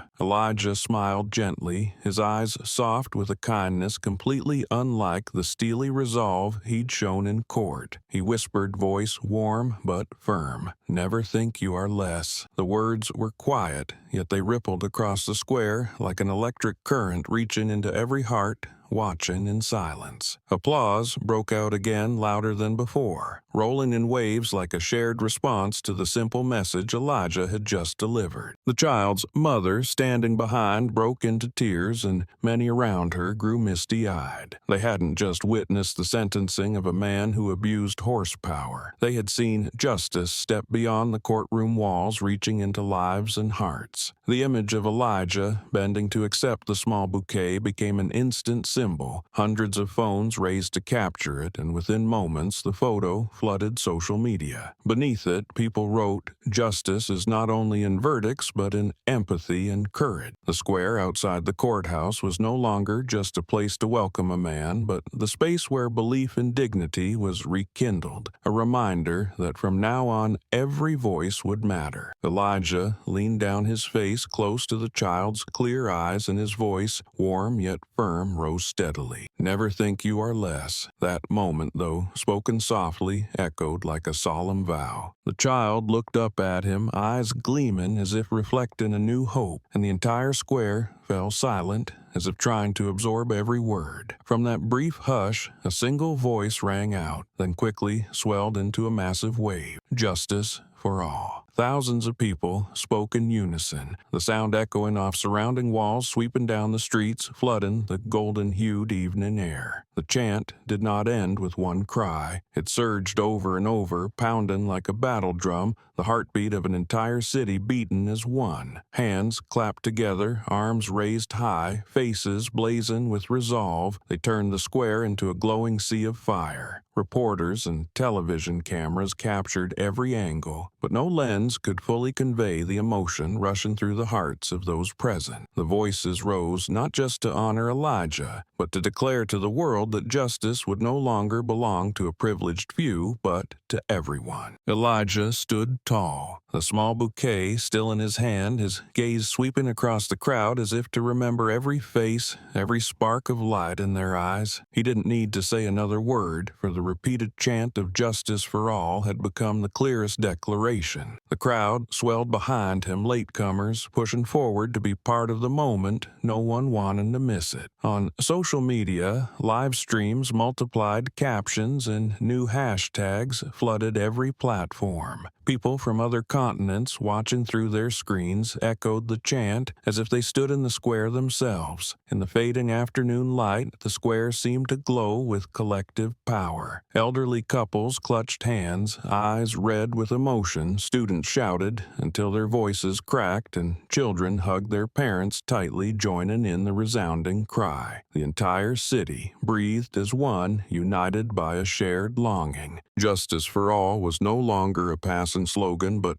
a statement of truth, a collective legacy written in blood, tears, and resilience. In that moment, Elijah was no longer just a man who had prevailed in court, but a symbol of human dignity, a living reminder that justice, when spoken by millions, becomes unstoppable. News of the case no longer remained within the bounds of a single city. Within one night, it had spread across the globe. International news channels simultaneously reported the story, from major American and European networks to stations in Asia and Africa, all broadcasting the same image, Elijah's face in court, and the moment he stepped into the square to receive a bouquet from the child. That image, replayed over and over, paired with a banner scrolling across the screen, "Justice cannot be silenced." In major city centers, giant LED screens displayed the full story, turning it into a focal point no one could ignore. In the heart of New York, Times Square glowed through the night with bold red letters spelling out "Undercover Billionaire," dominating the largest digital billboard, catching the eyes of thousands passing by. People stopped, looked up,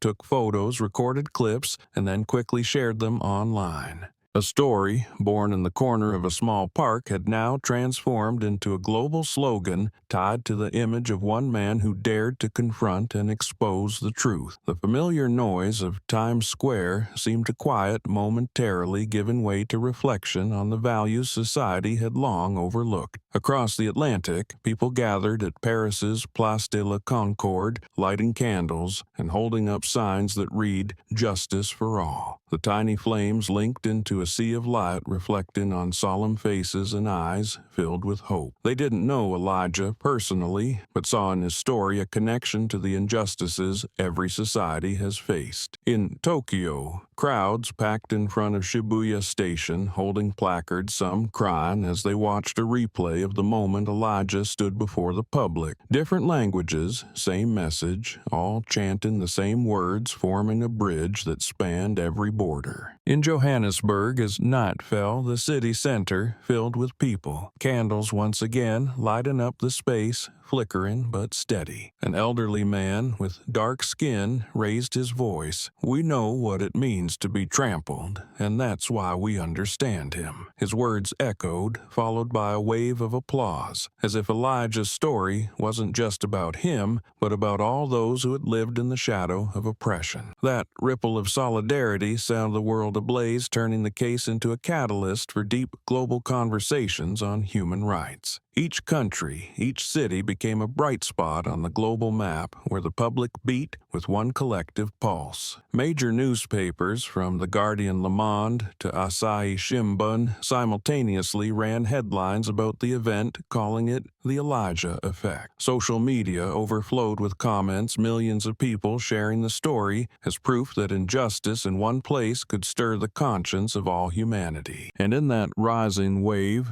people realized that justice is not meant for one person alone, but is a shared flame. A flame that once ignited no border can extinguish. Major streets in many cities suddenly turned into rivers of people, where human rights activists led the way with firm voices and banners held high. From Washington to Berlin, from Cape Town to Seoul, massive protests erupt, sweeping in tens of thousands of people of every color and class. They marched through the streets, drums beating chants echoing through the squares, forming a rhythm no one could ignore. The faces leading these marches, mostly longtime advocates for human rights, now carried renewed power from Elijah's story, making their calls louder and more resolute than ever before. Beneath the sign that read "Justice for All People" carried photos of Elijah sitting silently in court, his gaze like a blade, or the image of him bowing to receive a bouquet from a child. Those images became shared symbols, present at every march, printed in large formats, raised high on poles, turning the crowds into a massive, powerful, living mural. Online, human rights organizations posted unified messages linking with one another to turn scattered demonstrations into a global movement, connecting dozens of countries in one shared cry. In international forums, scholars and politicians were also forced to take part in the discussion as public pressure had surpassed the bounds of a mere social issue. Speeches were made at the United Nations, probing questions echoed through parliaments in many countries, all centered on one truth: this was not just a story that happened in America. It had become a mirror, reflecting the pain and injustice many communities around the world have faced, from the neglected slums of South America to the impoverished suburbs of Europe. The world realized the issue was not about one man being abused, nor limited to the image of a few officers crossing the line, but rooted in a system of inequality that had existed for far too long. Every chant in the protest didn't just call Elijah's name, but also the names of millions of anonymous individuals who had endured discrimination and oppression. This story, through its powerful reach, was elevated into a warning that justice cannot be a privilege, but must be a universal right for all of humanity. The candlelight vigils, the days of marching, the words printed on banners, all repeated one simple truth: justice belongs to everyone. That unity turned the story of one person into a collective legacy, a movement that transcended all borders and cultural divides. And in the global wave of awakening, people understood that once the truth is brought to light, it can never be buried again, because it has found the voice of the entire world.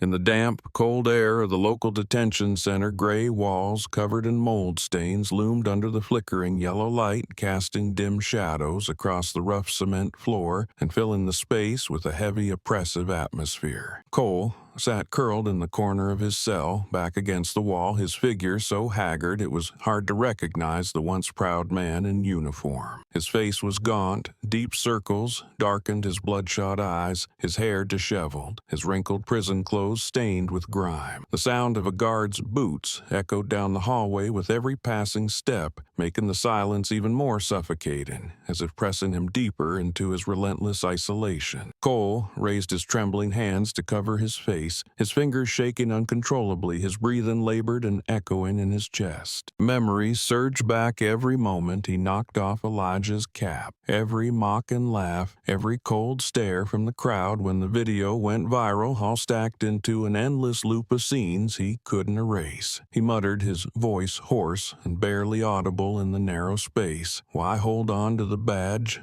my whole life, only to end up like this?" The question broke apart like a confession not addressed to anyone but enough to reflect the full weight of the tragedy he now faced. His eyes met the dim ceiling light, then drifted down to the damp wall as if searching for an answer from a place that could offer none. In that moment, the belief he had clung to for so long crumbled completely. The badge he once treated as a weapon of authority, once thought would shield him from all accountability, was now just a meaningless piece of metal stripped away with his uniform. He recalled the times his colleagues covered for him, the times files were hidden, and realized it had all been a rotting shell collapsed the moment the light of truth hit it. Cole's mind spun, his murmuring voice echoing and rebounding, becoming a second sentence, a verdict from his conscience, unspoken by any judge, yet heavier than any prison term. Outside the bars, the footsteps of a young officer stopped. He silently looked into the cell, his expression neither angry nor contemptuous, only solemn and sad. Cole looked up, his clouded eyes locking with the officer's as if laid bare. He wanted to explain, to say something, to salvage a shred of dignity, but his throat tightened and only labored breath remained. The young officer slowly shook his head, then turned and walked away, leaving Cole engulfed in the yellowish prison light. In that moment, Cole realized there was nowhere left to hide, no one left at his side, no badge to cling to. The cell was completely silent, save for the thudding of his own heart pounding like a drum, signaling the end. And in the suffocating air of the prison, his confession, though only a faint murmur, echoed like the final chapter of a prideful life, closing with a collapse too pitiful to redeem. The young officer stopped in front of the bars, his gaze no longer held the respect once reserved for a superior, but the honest look of one human being to another. In the heavy air, his voice rose low but clear, each word slicing through the arrogant shell Cole tried to maintain. "Because you forgot that people are not meant to be trampled." The words echoed through the cold cell, merging with the dim yellow light, becoming a simple judgment that weighed like 1,000 pounds. Cole froze his eyes wide as if hearing for the first time a truth he had spent his entire life avoiding. The shoulders that once stood tall in uniform now collapsed, weighed down as if no longer able to bear their own weight. He lowered his head, hands trembling, falling limp beside his knees, looking no different from a man defeated from the inside out. Memories surged back in a flood every time he had looked at the powerless with contempt, every unjustified shout, every mocking grin at someone's helplessness. Now they turned into blades twisting back into his calloused conscience. That whispered sentence, though small, tore apart the last remaining fragments of pride, forcing him to finally sit still and face himself. With no comrades left to defend him, no badge to shield him, Cole was exposed bare between four walls. He hung his head low, breathing hard, then slower, his eyes falling to the filthy cement floor. A fleeting thought passed through, perhaps all the power, all the fear he once commanded was nothing more than thin smoke vanished the moment truth stepped in. Now he was no longer a police officer, no longer someone above the law, just a broken man trapped in the consequences he had created. The young officer said nothing more. He walked away quietly, leaving behind a silence so dense it filled the entire cell. His footsteps faded down the cold corridor, then disappeared, leaving only the crushing stillness. Cole remained hunched, hands gripping the edge of the metal bed, his mind echoing that one sentence. For the first time, he didn't argue, didn't make excuses, but let the truth sink in slowly, deeply. In the dim yellow light, that image etched itself in time, a once arrogant man now bowing his head in silence. And in that rare moment,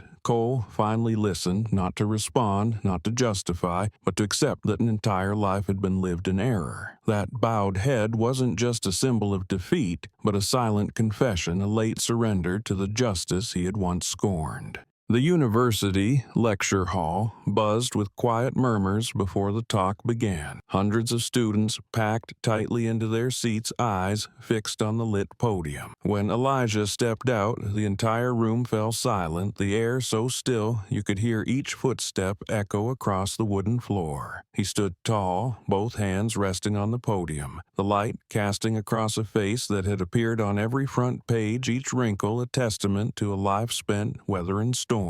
He looked across the hall, then began in a deep, steady voice, free of theatrics but powerful enough to hold every breath. I chose to disguise myself as a homeless man because I wanted to see the world through the eyes of those deemed lesser. The room stayed silent. Each person pulled back to images they had seen on their screens, a man sitting on a park bench being shunned and humiliated. Elijah spoke slowly, every detail unfolding like a vivid memory. He described the freezing nights, sleeping on sidewalks, the makeshift meals, the mix of pity and disdain in strangers' eyes. He didn't hold back the truth. He spoke of loneliness, of moments he nearly lost hope, but also of small acts of kindness he had received. His voice remained steady, never melodramatic, but every word landed like a drop of water striking the heart. The rows of students sat perfectly still, many eyes wide, some covering their mouths, others quietly jotting down every line. Elijah paused for a moment, his gaze piercing the front row, then continued. I wanted them to reveal who they truly were when they thought I was no one. And from that, I saw the raw truth of how society treats those without a voice. The room grew tighter, like a pulled string, no sound except Elijah's voice, as if the entire hall was breathing with him. When he finished, the room held its breath for one more beat,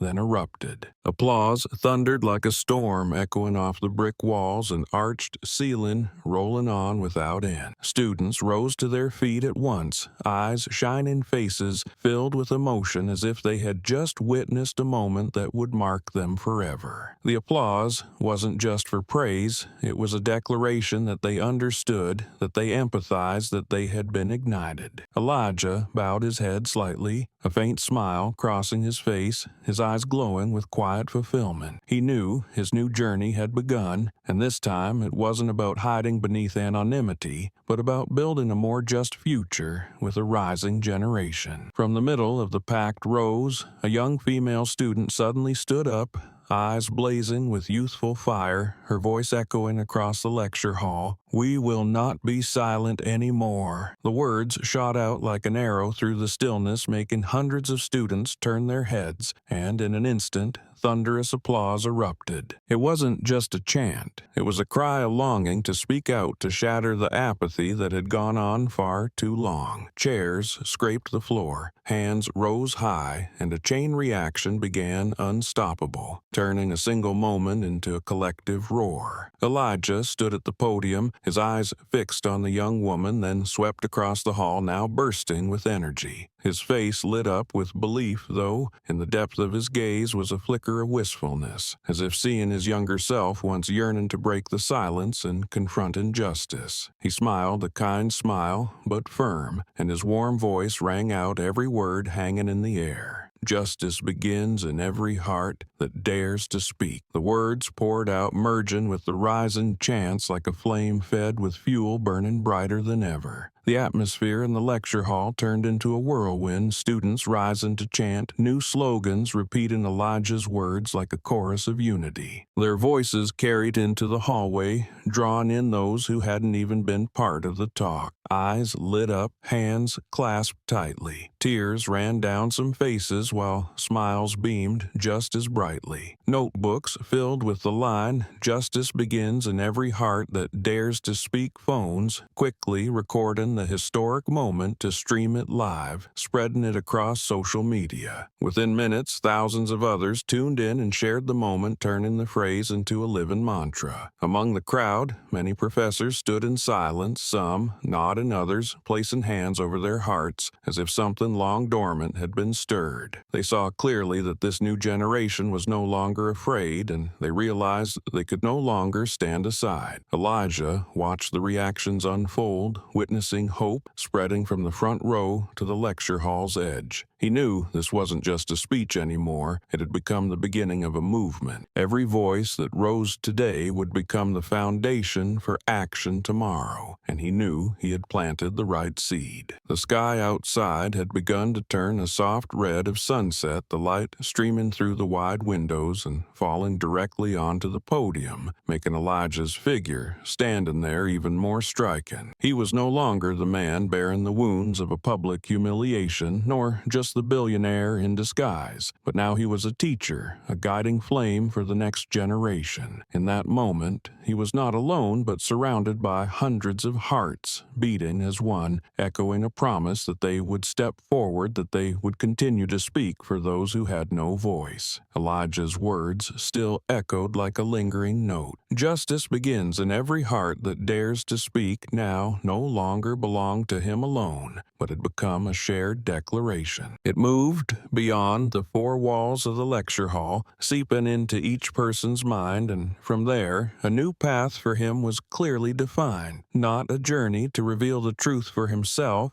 but to nurture the courage of a generation ready to follow. And in the applause that still rolled on, Elijah bowed his head slightly as a silent promise that he would walk with them on the road toward the light of justice.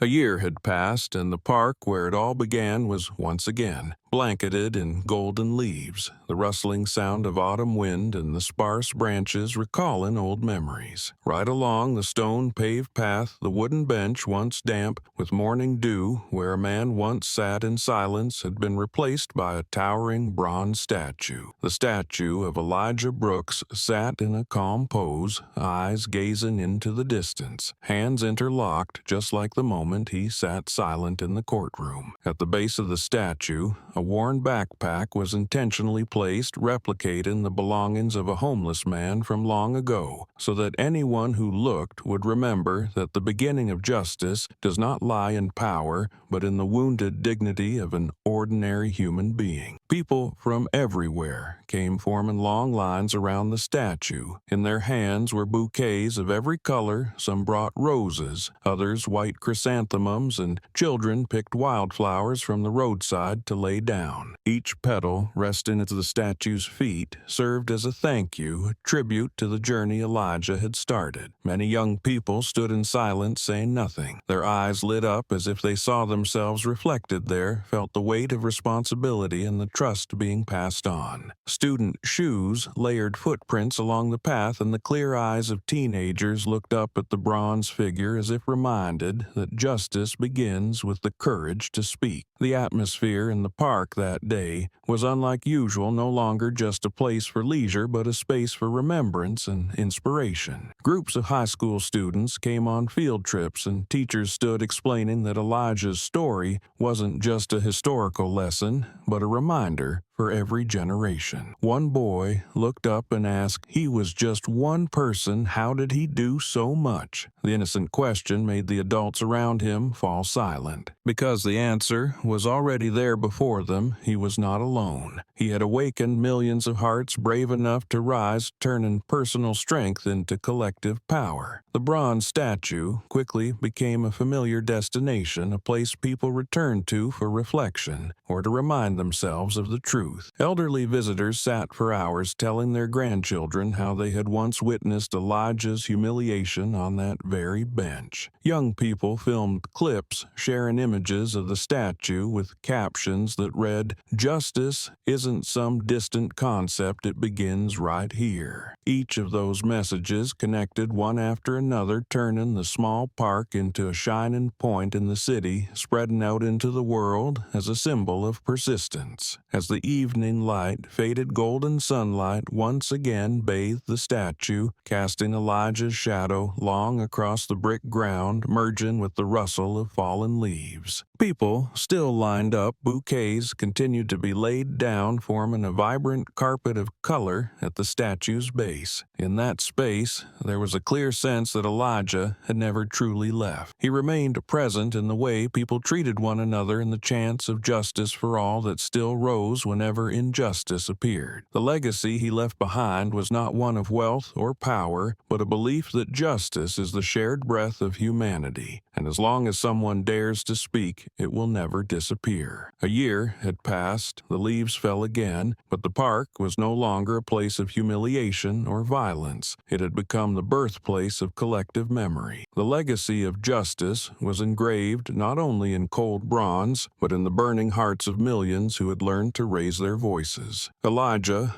once a silent figure on a park bench, had become an eternal symbol, reminding the world that every step taken through this place could write a new chapter for fairness and dignity. On city walls, once covered in meaningless graffiti, bold, red letters now read, "You messed up." At first, it was a phrase of anger from young people rebelling against injustice, but over time it was preserved, refined, and spread, becoming an official slogan in community education programs. Schools displayed photos of the phrase in civics classrooms where teachers explained that it was not just a warning for one wrongdoer, but a lesson for society as a whole that anyone who abuses power and disregards human dignity will be held accountable. Field trips were held in the park where Elijah's statue stood. Students sat in circles listening to the story as living history, learning that justice is not a luxury, but something held in the hands of anyone who dares to stand for what is right. As night fell, the streetlight lit up the slogan, making it glow like a scar that would never fade from the face of the city. Passers-by stopped, some took pictures, others smiled gently, and some parents pointed at the words telling their children, "Remember, never look down on anyone." That simple phrase had outgrown a single incident, becoming a symbol of pride, a warning and a mirror for each generation to reflect on how they treat one another. On social media, the image of the wall appeared again and again with a new hashtag, turning "You messed up" into a global message against discrimination. Elijah's story didn't end with the headlines or closed court sessions. It became the inspiration for books, documentaries, and international discussions on human rights. At many forums, young leaders quoted his words as part of their speeches, affirming that human dignity is not up for negotiation. Every memory, every detail from the moment he sat on that bench to the moment he walked out of court was recalled as a symbol of quiet strength. People no longer saw Elijah as a billionaire or a man in disguise, but as a witness who proved that justice only truly exists when someone has the courage to defend it. In the last light of day, the bronze statue gleamed gold, the writing on the wall glowed like fire, and fresh flowers kept arriving at the statue's base. That space served as a reminder that human dignity is unchanging. It cannot be bought with money or traded for power. Justice does not come from the generosity of the powerful, but from the courage of those who dare to speak. Elijah began the journey, but it was the community, the world, that turned it into a shared legacy, so that everyone passing through the park, every student looking at the red words on the wall, would remember that justice never exists on its own. It lives only when brave hearts rise to protect it. The story ended in the warm light of sunset, but its echoes continued to spread. Sunlight bathed the park, wind spun golden leaves along the path, and everything blended into a picture of peace. And in that peace,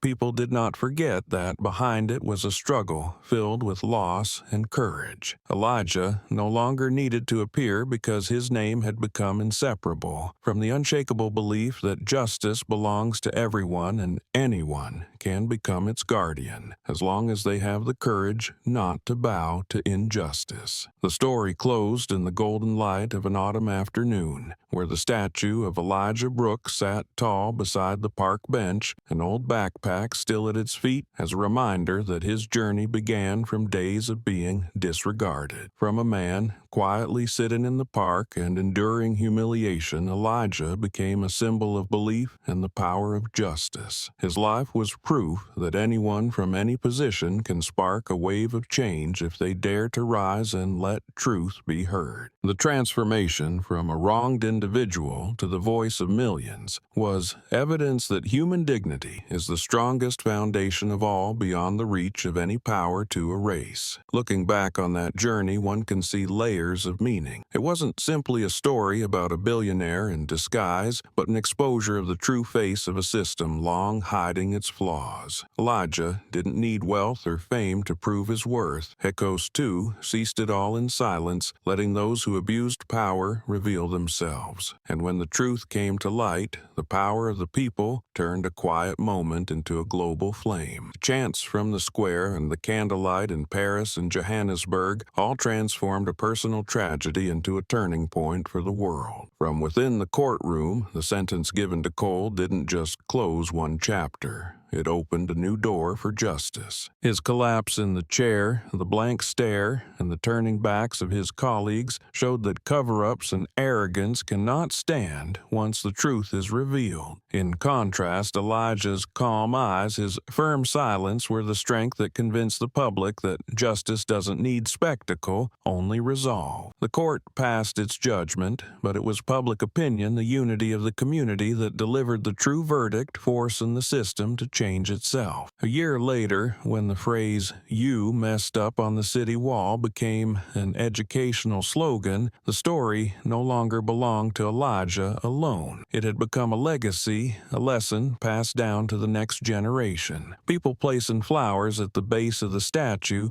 didn't come to worship a single man, but to remind one another that justice must be protected every day. Students shouted in lecture halls. Children asked their parents about the meaning of the statue, and those details gave enduring life to a memory that had become a shared moral foundation. Elijah no longer needed to appear in every debate because his name was already tied to the belief in dignity and fairness. The greatest lesson from this story is that justice cannot exist in silence. Elijah proved that only when someone dares to speak can the darkness be torn apart. Silence means complicity with injustice, while a single voice can ignite an entire movement. From an unexpected punch in a park, an entire system was forced to change, and that is proof of the power of a small act when it aligns with what is right. The second lesson is that human dignity cannot be bought, cannot be denied, no matter one's status. Elijah endured rejection and humiliation, but it was in that lowest moment that he touched the clearest truth. This story also leaves behind the hope that even the most seemingly unshakable systems can be moved when the public stands united. The protests, the chants from across the world showed that collective strength is the strongest wall against abuse of power. And in the end, Elijah left a message, both simple and timeless. Justice begins in every heart that dares to speak. It was not just an inspiring quote,